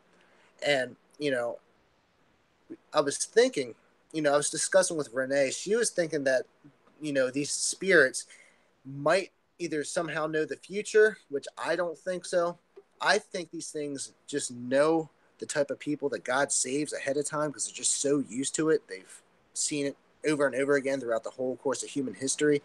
And they pretty much attach themselves to these individuals. And what I've noticed is that people that have these experiences when they're younger usually have a very, very difficult life growing up. And, I look back a lot of the things that I went through when I was younger and stuff. And it was certain situations set up to like almost destroy my life over and over again. And we look at Renee and all the stuff she went through, and it's the same way. And then you know I I want to say that these things target specific people, and it's like their assignment. They're assigned certain people. They're assigned to learn everything that they can about them, to learn their patterns, to learn their behaviors, to set up certain situations. And I feel like they try to kill you off before God can save you. And I think they know the certain type of people that God's going to save. So it's like they try to get it done before that happens. And, I look back when I was in the new age and stuff, all the stupid stuff that I was doing killed me instantly. And, it all stems from like that false spirituality. Because I thought that like if I indulged more in like pharmakeia, I would learn more. But at the same time, I really wasn't taking into consideration how dangerous this was. I literally thought, I remember I had this one experience where I shot up ketamine. I thought I overdosed. And like, there's nothing you can do. Once it's in, right? And I thought I died. And I was like, okay, well, here I go. I can't do anything about it. And I literally thought I died, and I thought I became, one with the universe consciousness. And I thought I left my body, and I was like thinking, oh, that's going to suck. My parents are going to find me or whatever. But then slowly started coming back down. I was back into my body. So I had this thought that that's what death was. And so I had this horrible disrespect to people that were dying because it was like, well, it's fine, it's whatever. They're just going to go back into source consciousness and they'll come back as another person. So what does it really matter? And it was like this horrible disrespect to people that were passing away. And I didn't show the amount of sorrow I should have because of this false spirituality. And one of the things that woke me up when I got saved and I realized I was far from the truth and that hell is real. Now it's like a nightmare when somebody I love dies and I know they're not saved. And we go back to like sleep paralysis and stuff. These things, I've looked around at people because I've spoken to people about this subject. I try to bring it up a lot just because I want to, plant a seed and try to get them to talk about it and stuff. And we have an opiate epidemic going on right now. And there is a principality when it comes to opiates. And I left a comment on this one woman's comment on Renee's video the other night. She asked that she was having sleep paralysis, and she said that somebody was in her house that was on heroin. And that's a very true thing. I was on opiates for a very long time, and what I noticed is that nod when you're high on opiates, you have a nod, and it's like this halfway in between a sleep and awake state, and it's almost identical to the sleep paralysis state. And when you nod like that, I feel like that state right there, it weakens the veil, and it's essentially the same as like me having the sleep paralysis, calling out and having all the demons come back at me. Well, when you're getting high on opiates like that, I feel like it's the exact same thing. And when we really think about it, and we look at the opioid epidemic that's going on right now, everybody was tricked the same way. Everybody. It all has to do with I blame the DARE program because they show an end result of years of addiction and tell you that's going to be you, and then when they see people in their own grade going out doing these things and nothing bad's happening to them, they're going to think that they've been lied to, and then they're going to go out and try it. And then they start reasoning with themselves that, well, if doctors prescribe it, then it really must not be that bad. And then it's like, well, hey, I'm doing painkillers. I'm all right. I haven't had anything bad happen. Well, hey, look, heroin's also an opiate. So if doctors are prescribing an opiate, then what's wrong with heroin? And so they transition from that to that. And then, we got this epidemic going on, and just about every single person out there followed that same path. And the sleep paralysis, and this is where, like, another thing with the pharmakeia ties into the sleep paralysis. Like I said, pharmakeia is intentionally doing it for esoteric knowledge or speaking spirits, but regardless of why you open the door is still open. And we have all these people going out there getting high on, opiates, not realizing like what they can do. And there's nothing wrong with taking an opiate just as prescribed for pain, because it's not going to cause you to nod. It's not. It's just for pain. But it's when you get to that nod where it becomes dangerous. And we look back at Aleister Crowley. He was considered the number one Satanist of all time. He started a religion called Thelema, and he would channel spirits and stuff. And even he believed that the spirit that he was channeling was Satan. And he channeled, Thelema. And the whole concept of Thelema was do what thou wilt shall be the whole of the law. But that's a little off topic. However, Aleister Crowley was an opioid addict. He was addicted to opium. And then when heroin was invented, he moved on to that. He wrote a book called Confessions of a Dope Fiend. And he talks about how he used opiates for his pharmakeia. And what opiates do, and this is very interesting, but opiates are a depressant. They depress your nervous system, and it's only depressants that cause any sort of physical, actual physical dependency. But also at the same time, it has a mental dependency too, because it releases dopamine. And I have a video talking about dopamine stuff, but dopamine is essentially your neurotransmitter that is responsible for reinforcing a behavior because it releases pleasure. And normally your body's supposed to release it when, like, you have sex or you eat food or, survival stuff. It's pretty much your survival mechanism. It's to encourage you to keep reproducing and to eat and stuff like that so you don't die.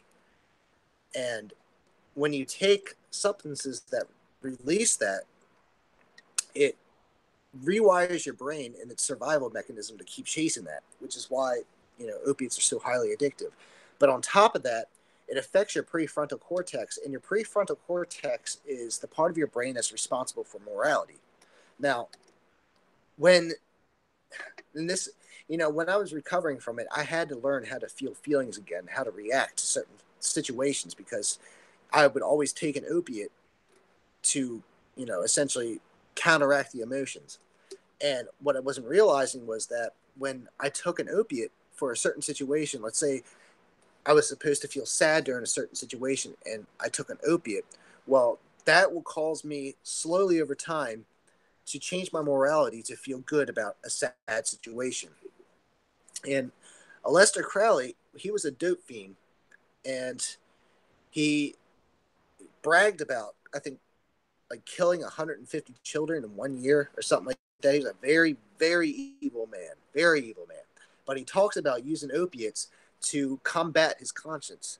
And he would take opium when he would do these crazy acts and rituals and stuff in order to suppress his conscience and essentially fuel himself for, seeking that more and more and more. And that nod, I fully believe he used that nod to be able to communicate with the spirits that he did. And we have this huge opioid epidemic out there, and these people have no idea like what they're actually getting into. And that nod itself is what's dangerous. And you know, um, when I did it, that's when my sleep paralysis was at its worst, and I didn't even need to fall asleep for the sleep paralysis to actually happen. I would just nod, and then I would lay down on my bed, and boom, right in paralysis.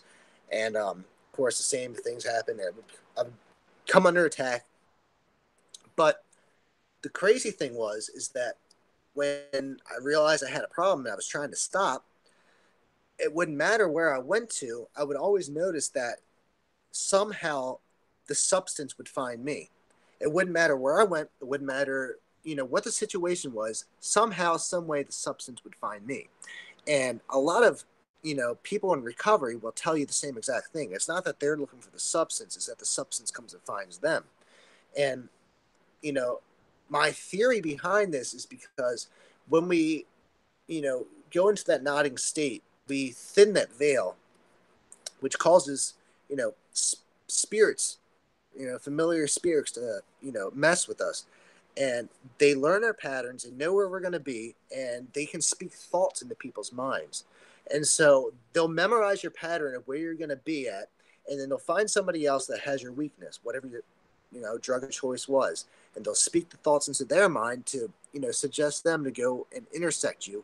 And then they'll speak into their mind like, oh, hey, why don't you offer this person that? Maybe they'll be interested. At the same time, they do it with you, saying, oh, hey, this person's, giving you this. Why don't you go ahead and take it? And, that's another whole level to this epidemic that people do not understand.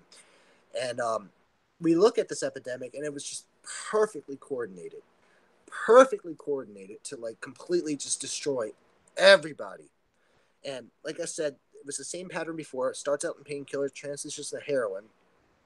And of course, when you're addicted to opiates, you have no time for anything else. Nothing.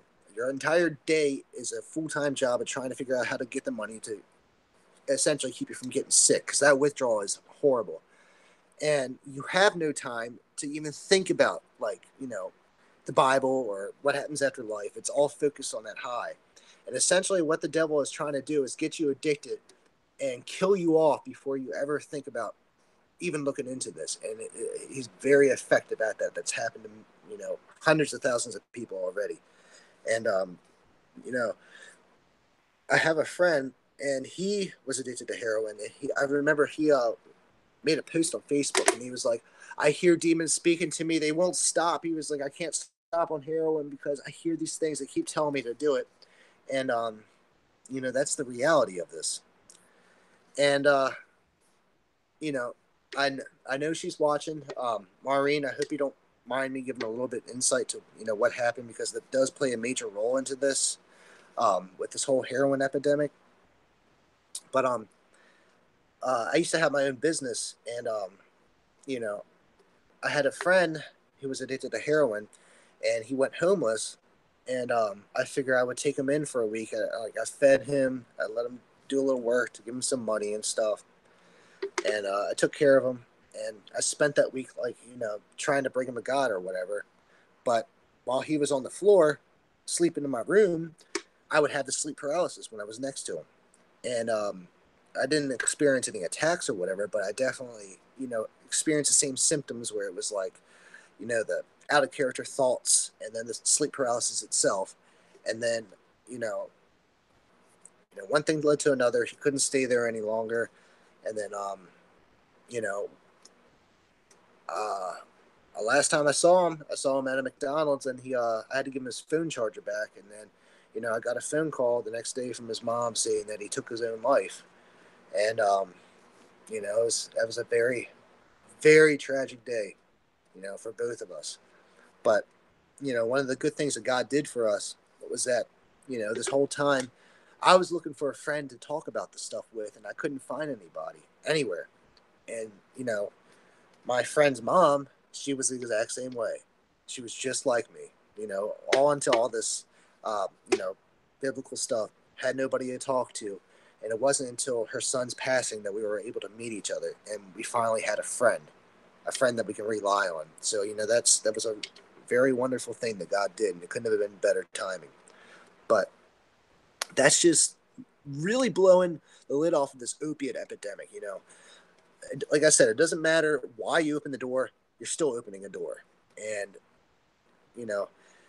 it's awful. It's awful what's going on right now, and it's straight up the devil. And we look at even some more of the awful things that are happening. People it People think it's just that crocodile stuff over in Russia that's causing people to lose their limbs, but it's not. It's poor chemistry. It's clandestine labs that make drugs that don't use the proper equipment and stuff, and they will create a substance that is highly, highly corrosive to in your skin and stuff. And people are losing their limbs and stuff like that. And I know somebody at my work, her daughter almost lost her limb, her arm, And it's just straight up the devil, and it's all tied in together between this pharmakeia and the sleep paralysis. It's literally one and the same. And this is something that not many people understand, and a lot of people don't go in depth about this, and I really feel like they should, because it is such a crucial factor to the spiritual warfare that's going on right now. And unfortunately, it doesn't.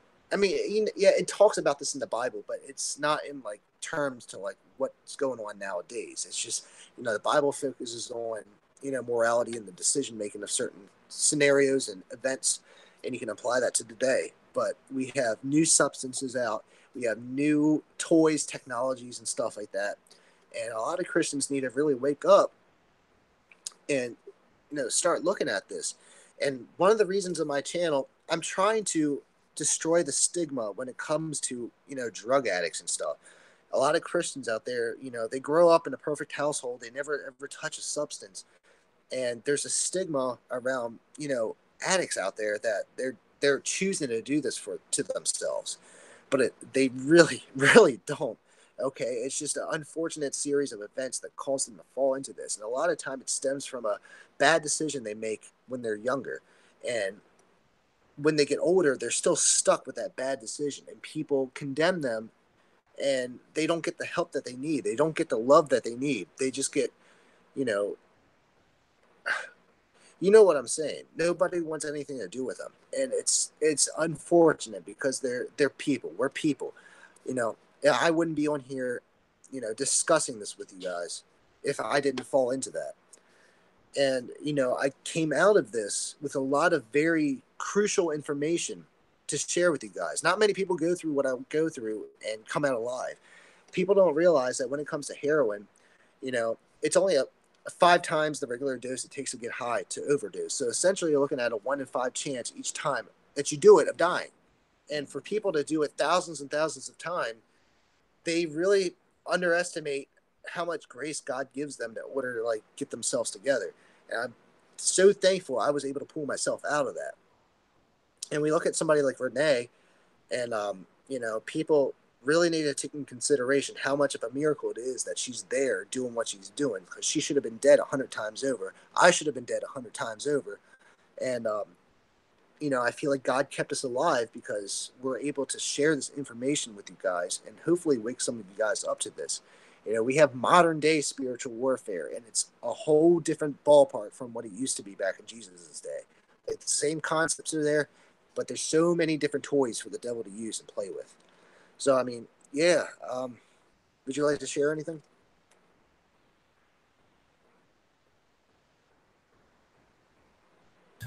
No, I'm sitting back enjoying listening to everything. I was doing broadcast notifications a couple times, but putting up the thumbnail as you were connecting pharmakeia and sleep paralysis together. But no,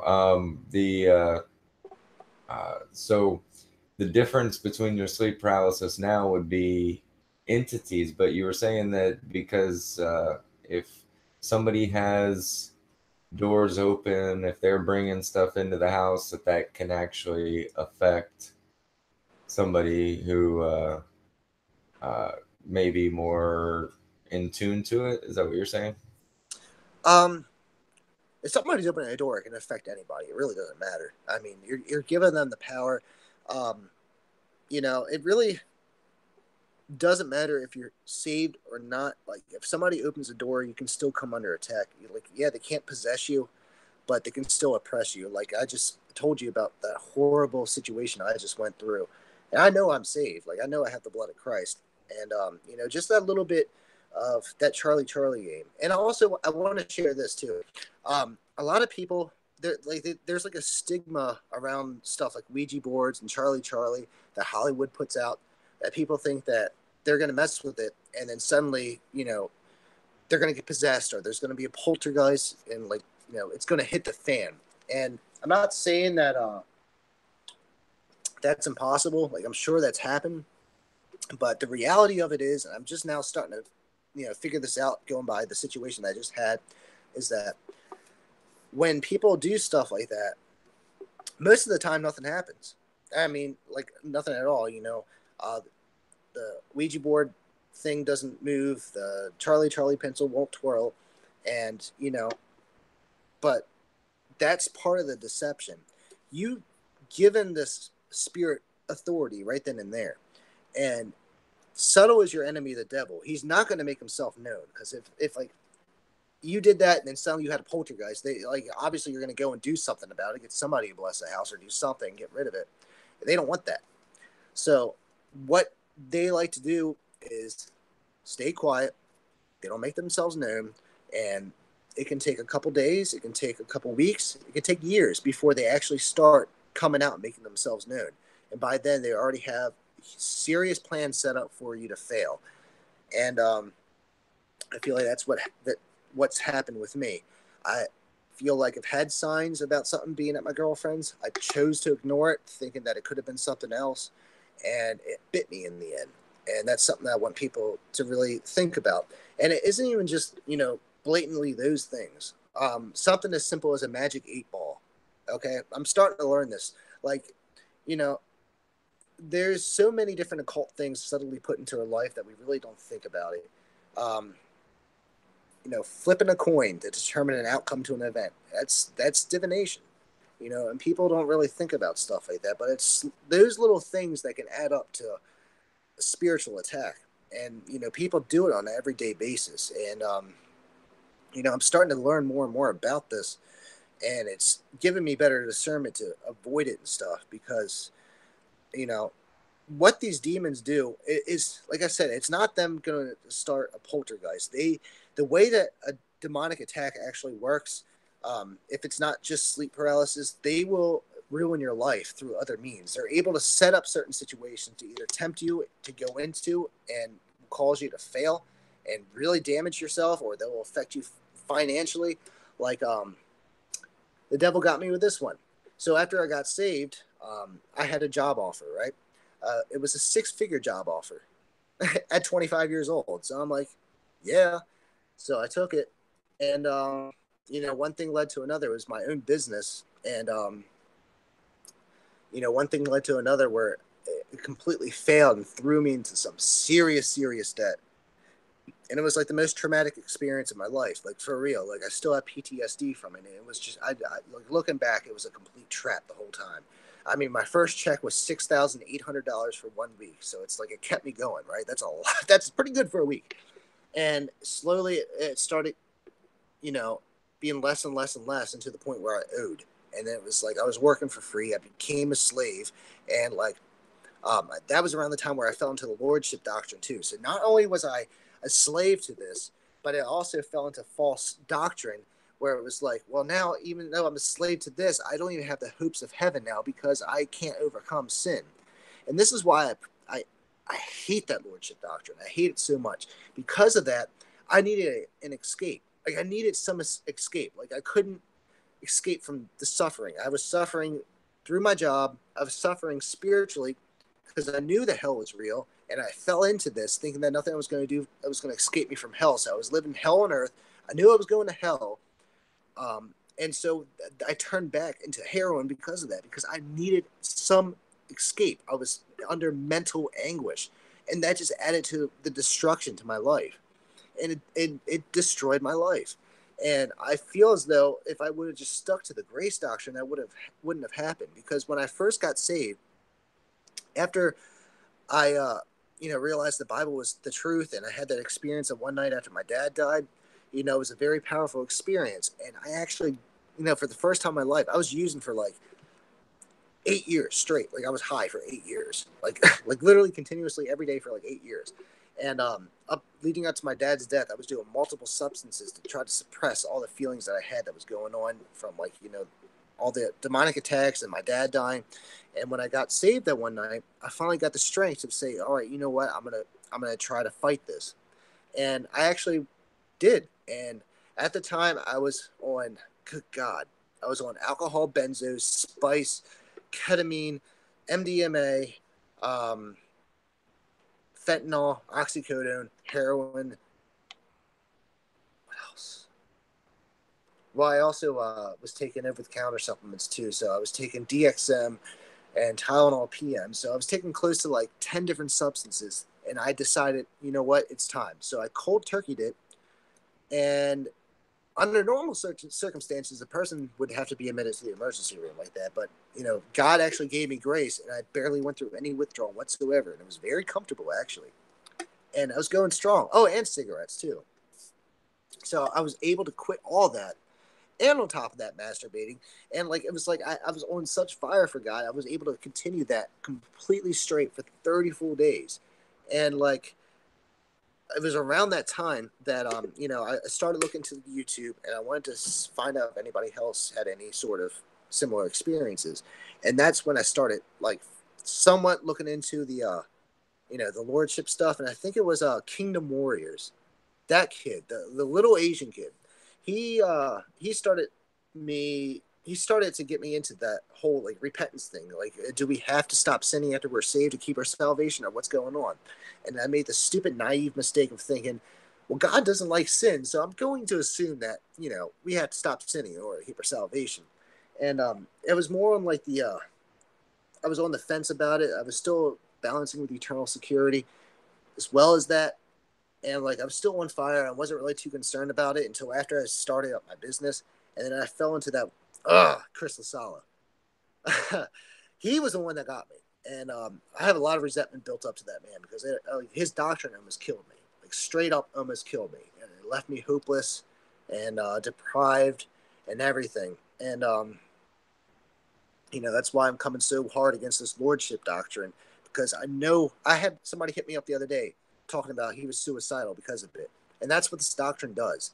And, you know, eventually I broke down one day, and I was talking to my girlfriend's sister, because she went to Bible college for years and years and years. She's got all her degrees. She's a Bible teacher. And I finally broke down in front of her. I was like, oh my God, I'm going to lose my salvation, yada, yada, yada. She was like laughing at me. She's like, you can't lose your salvation. And I was like, are you kidding me? So I showed her all the out of context verses, and she's like, just take your time and look up, you know, everything for it. And, you know, eventually I realized, yeah, eternal security is the true doctrine. I got back into it. And then slowly my addictions start coming back off again. You know, I was able to quit drinking. I'm able to quit smoking. All I have left really is a couple over-the-counter things. And that's it. And I'm coming back to where I was supposed to be, like where I was originally. And that's why I preach so hard against this lordship doctrine, because it will drag you down to hell with it. And, yeah, but, you know, I'm getting a little bit off topic. But, yeah, that the whole sleep paralysis thing, and the pharmakeia. I remember one time when back when I was with my ex, on the days that I would have off, she would work overnight and was across, like, the bridge, like miles away, like an hour away. So I would go and drive her to work, and she would work a couple days in a row, and it would be the days that were off. And I would sleep in my car outside of her work. And I remember I would have sleep paralysis. And obviously my car's not big enough for a freaking shadow person to fit in. But I remember just laying there, dude, and I would hear right outside my car just the nastiest growls, and it would sound like a Bigfoot was, like, outside circling my car and stuff. And the different situations that I've heard people talk about with this, dude. Trying to think, what else? I don't really know. Would you like to share something until I can think of something? Like, I have a lot more to say. It's just that I'm like, well, no, you've shared a lot. The very interesting about all of it, and you know, not to go off topic and go into it, but you know, I don't care when you got saved. I'm happy you're saved now. But we do preach pretty strong that if somebody doesn't really know that they have eternal life, then they haven't been fully persuaded. You know, like that moment when you realize everything's real, the Bible's right, and you're going to start doing things right. That's great. That's the beginning of learning of Him. And a lot of people say that's when they got saved. But it really wasn't until they came to the full understanding, been fully persuaded, totally rest. And I would say get to the point to where lordship salvation, you sort of laugh at it. because you know who saved you. You know why you've been saved. You know how long you're saved for, because he's revealed these truths to you in a personal way, not Yeah. from listening to preaching, not from listening to man, even if you're hearing the truth from other people. But it's when God himself takes that conscious from your soul and he places it in your spirit. Once that happens, that's where it's like you know him and you Yeah. can't be deceived in those senses. But like other than that, everything you said, I agree 100%. You've actually taught me some things about my past, because I've uh, every drug but heroin, and I never banged anything. I was too scared of needles. Mhm. But everything that you've been going over tonight, uh, I've been there, just not quite as to the extreme, like I with different types of drugs, and I can see how each one of them were actually leading me to where you're saying this is where it brings you. So I can go back and see, yes, even down to the substance finds you. When you said that, I was like, oh man, and your explanation of it was right on, because the principalities of spiritual wickedness, it's an army that we're against, and they take orders and they're going out doing things to set up things to where it'll seem like coincidence, but they were the ones really orchestrating it. But here's one thing that it will always do, I've realized. They'll always try to go through your free will. They'll Yeah. always go through temptation, and by you deciding I'm gonna do it this way. If they go outside your free will, then they're actually dealing with angels. Even the lost people uh, have angels who protect their six.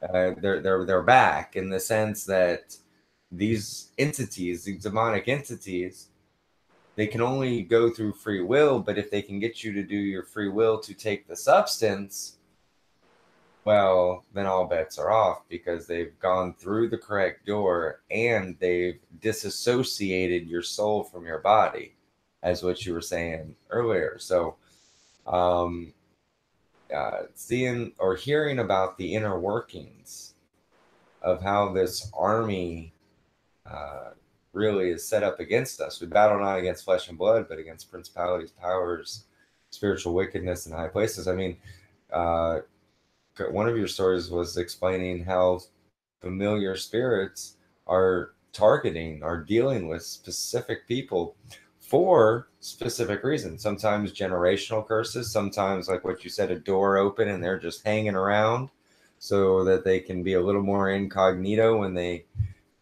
pounce out. Yeah. Um, but yeah, everything that you've been saying tonight uh, has been spot on from my experience, my research. But I can also, I mean, I've been watching your videos, which again, everybody make sure you click the link in the description below, because the videos that you put out when you have time, I know you slow down a little bit, but hopefully you'll get out to put in more. They really do uh, give um, a physical touch to the spiritual reality. Like when you were going over, uh, really trying to see your spiritual body that day. I remember when that video came out about a month or two ago now. But I could see it, the phantom limb. I started looking up phantom limbs and stuff. There's a lot of information that you give. Now, do you give out your email so people can contact you and engage, ask questions? Because I know some people, not just from tonight in the chat room, but also uh, that will be watching this later, that have gone through stuff or know people who are going through stuff or are going through some stuff themselves, that might want to shoot you an email and be like, hey, this is this is an experience that I've got. Now, I will say that, remember, no matter what, it's always Jesus. But for somebody who's going uh, um, through experiences that you might have been through before, just chatting with you about it might help them. So Yeah. Yeah, that's fine. But I got to create another email before I do that, because the one I got right now is my first and last name. So just give me like a day or two. And yeah. oh, right. Okay. Right, right. No, I hear you. Yeah. Mine's the same way too. I noticed that. But actually, yeah, once you set it up, I would set it up just for ministry purposes, anyways. But once you do, or anybody who watches this, even in the future, you can email me at talkingdoctrine@gmail.com, and I Mm, will forward that email to Steve. okay. Um, Yeah. so whether it's your new one or your old one, I'm just going to forward people's addresses to you, so you'll have them and you can contact back. So Okay. Yeah. Let me get one more thing off my head before I forget, and then I might have yeah, to make this to a close because I do have work tomorrow. So, yeah, while it's fresh in my mind. So, when it comes back to the pharmakeia, this whole the whole New Age movement and what people are trying to actually figure out, like what it is, like the whole oneness with consciousness and all that other stuff that they're experiencing through different substances and stuff. I've learned a few different things. One interesting thing is when I did DMT. Um, DMT is an interesting compound in itself because it stands for dimethyltryptamine. It's the active compound that's found in ayahuasca, which is a tea that they brew it in South America, like through the shamans and stuff. And also the DMT is found naturally in your brain in a pineal gland, and they've done studies on it that this substance your brain releases both when you dream and also in very high stress situations, which usually are near death experiences. So, I have a video about near death experiences and why you shouldn't trust them. And when people, you know, get in those situations when they're about to die and their brain releases that, that's still technically somewhat kia.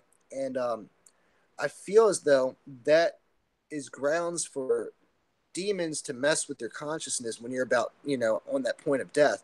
And they're able to manipulate whatever your reality is that you're experiencing as you're dying into whatever they want it to be. And what I've noticed is that, because I always look up near death, or I used to a lot, especially in the new age. And what I've noticed with near death experiences, first things first, a lot of them, people just do it for attention or money. A lot of people are just lying to scare you. But I do feel like there's a lot of actual experiences out there, people experiencing some stuff. And so many near death experiences contradict each other. So many of them. You'll see there's plenty of them for like that support Hinduism about people seeing Hindu gods. And there's a lot of new age ones too, where they say they'll die and they'll wake back up in a different reality and they'll realize that they were a light being that came here that chose to forget who they were, and they have a human experience and they just go back and then they reincarnate, yada yada yada. There's just traditional Buddhist ones where they just become one with source consciousness, and there's so many of the hell ones too. And not only that, there's people having experiences of them flying through space and stuff like that. I feel what these I feel like what these experiences are is that chemical being released, and I feel that these spirits are able to use that and manipulate your reality, because you're not dead until you're dead. I'm sorry. Like, we look into the Bible, and really the only person ever got to see, the third heaven where God was, John, um, when he was on Patmos. But, you know, when people have these experiences and stuff, it's always contradicting. And like, I feel as though since, you're in your spirit, but your spirit is still in your body, and it's your reality can be manipulated through the release of the dimethyltryptamine.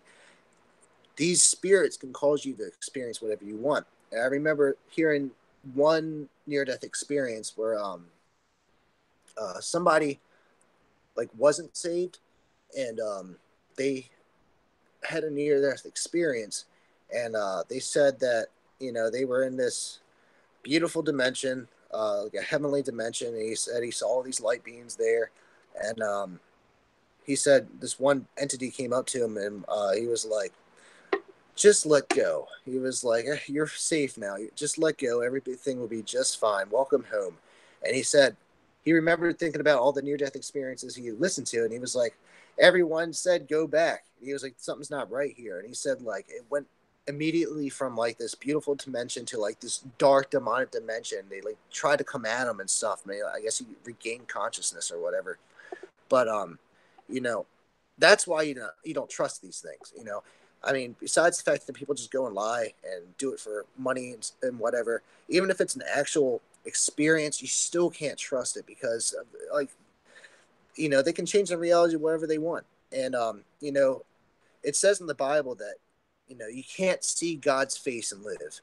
Like you just can't. But you hear all these near death experiences about people seeing Jesus and stuff like that, and coming to God, and you know, and then it would be like a complete work salvation where it's like, well, you said you believed in the death, burial, and resurrection, but you know, you kept on smoking cigarettes, and yeah, this is where you're going to be forever, and it's just not biblical. And I've never once ever heard a near-death experience that promotes the actual gospel. Ever, never, not once. I never heard about it. There might be some out there, but I haven't seen it.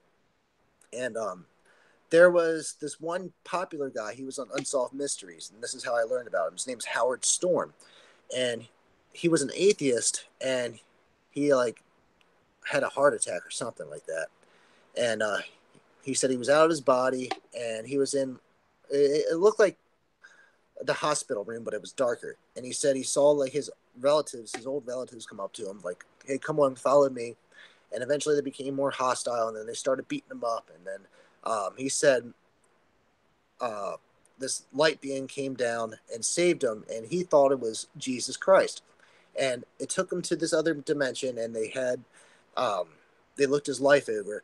And a lot of these near-death experiences, they don't have. It's not like a judgment in the biblical sense. It's a life review where it's not set to somebody else's standard, where it's just him looking back over his life, seeing it for what it is through his own eyes.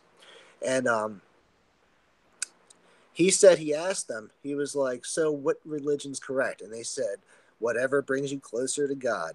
And right then and there, that tells me that's demonic, straight up. And the sad thing is that it became like a minister. And it's like, okay, hypocrite. But anyway, so back to the DMT. I remember I did some, and, you know, a lot of people have experiences with like different demonic entities and stuff like that.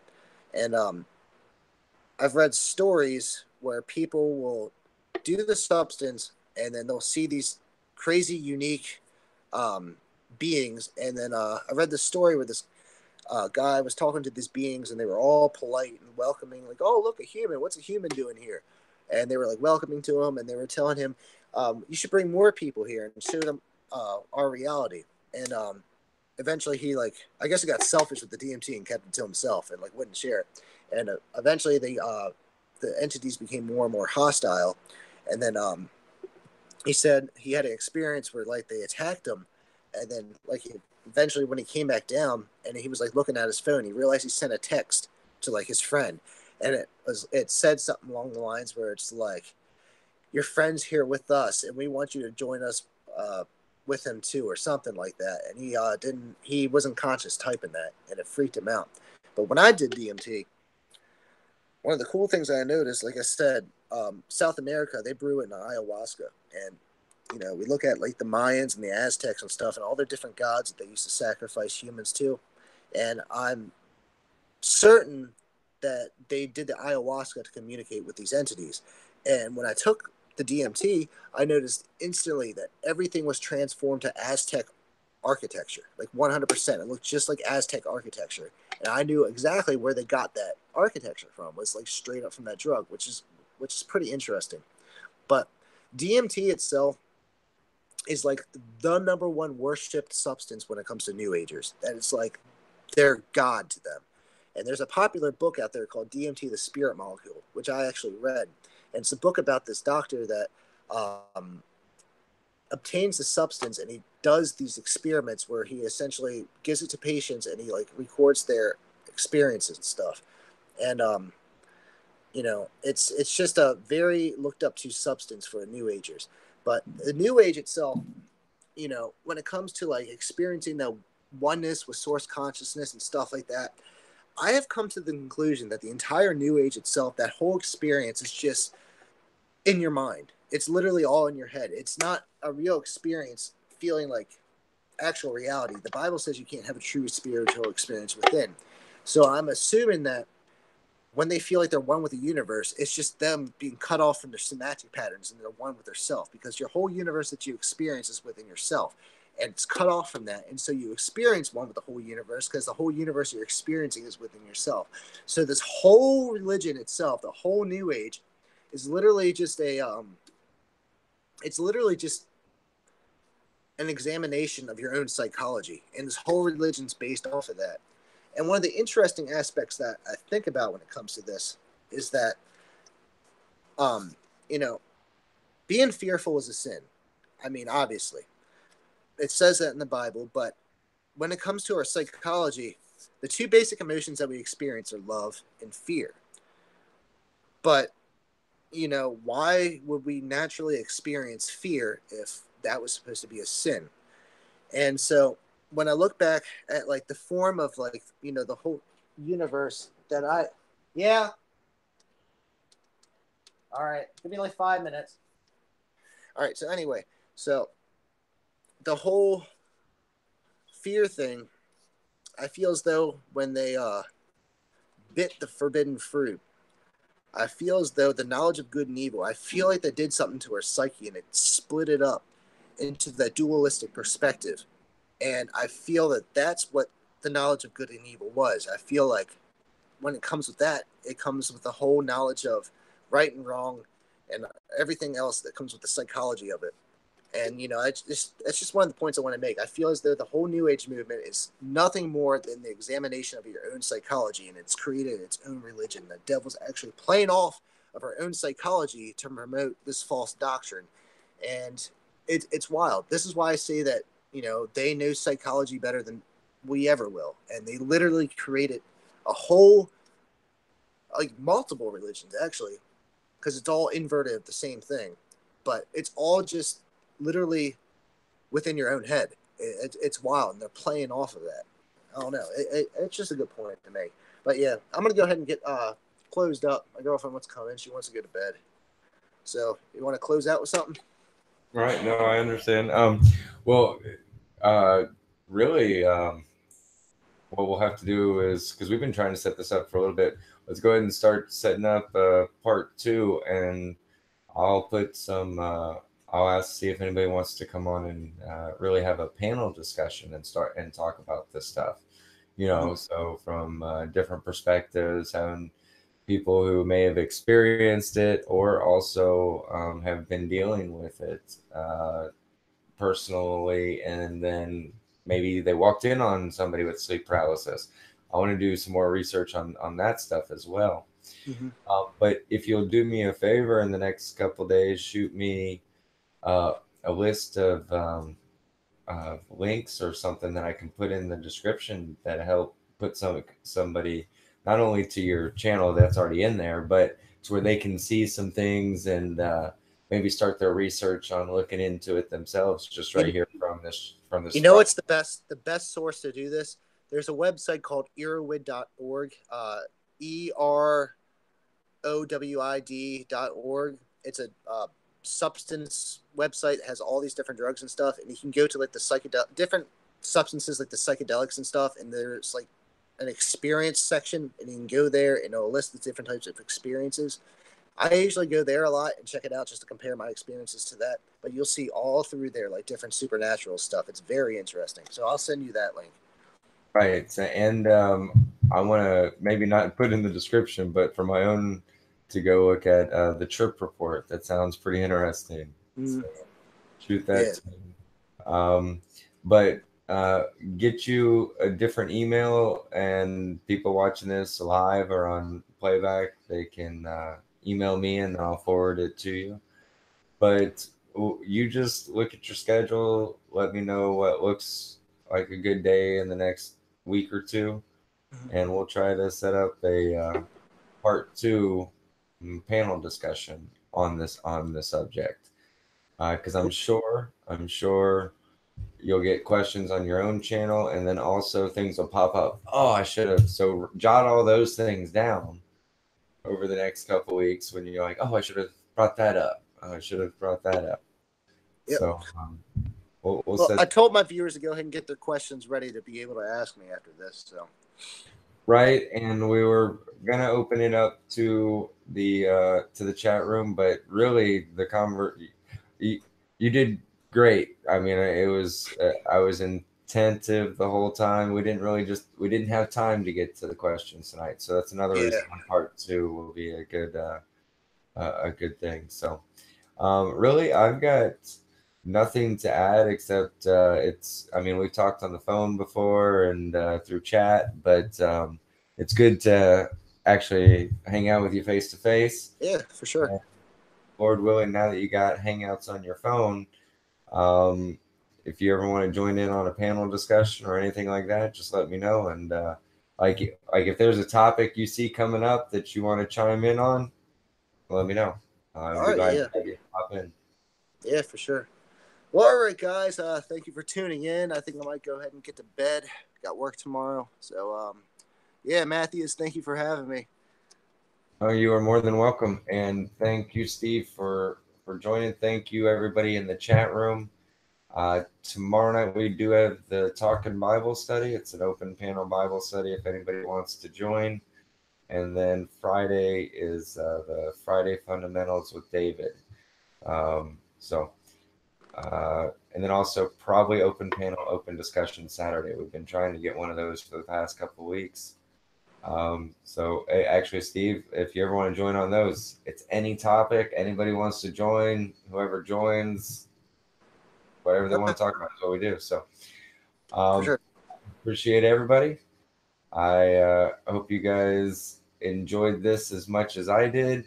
And again, sleep paralysis and pharmakeia with counter deception. Make sure that you guys get in the link in the description, sub to the channel, and we will see you guys soon. So take care. God bless and good night, everybody. Good night.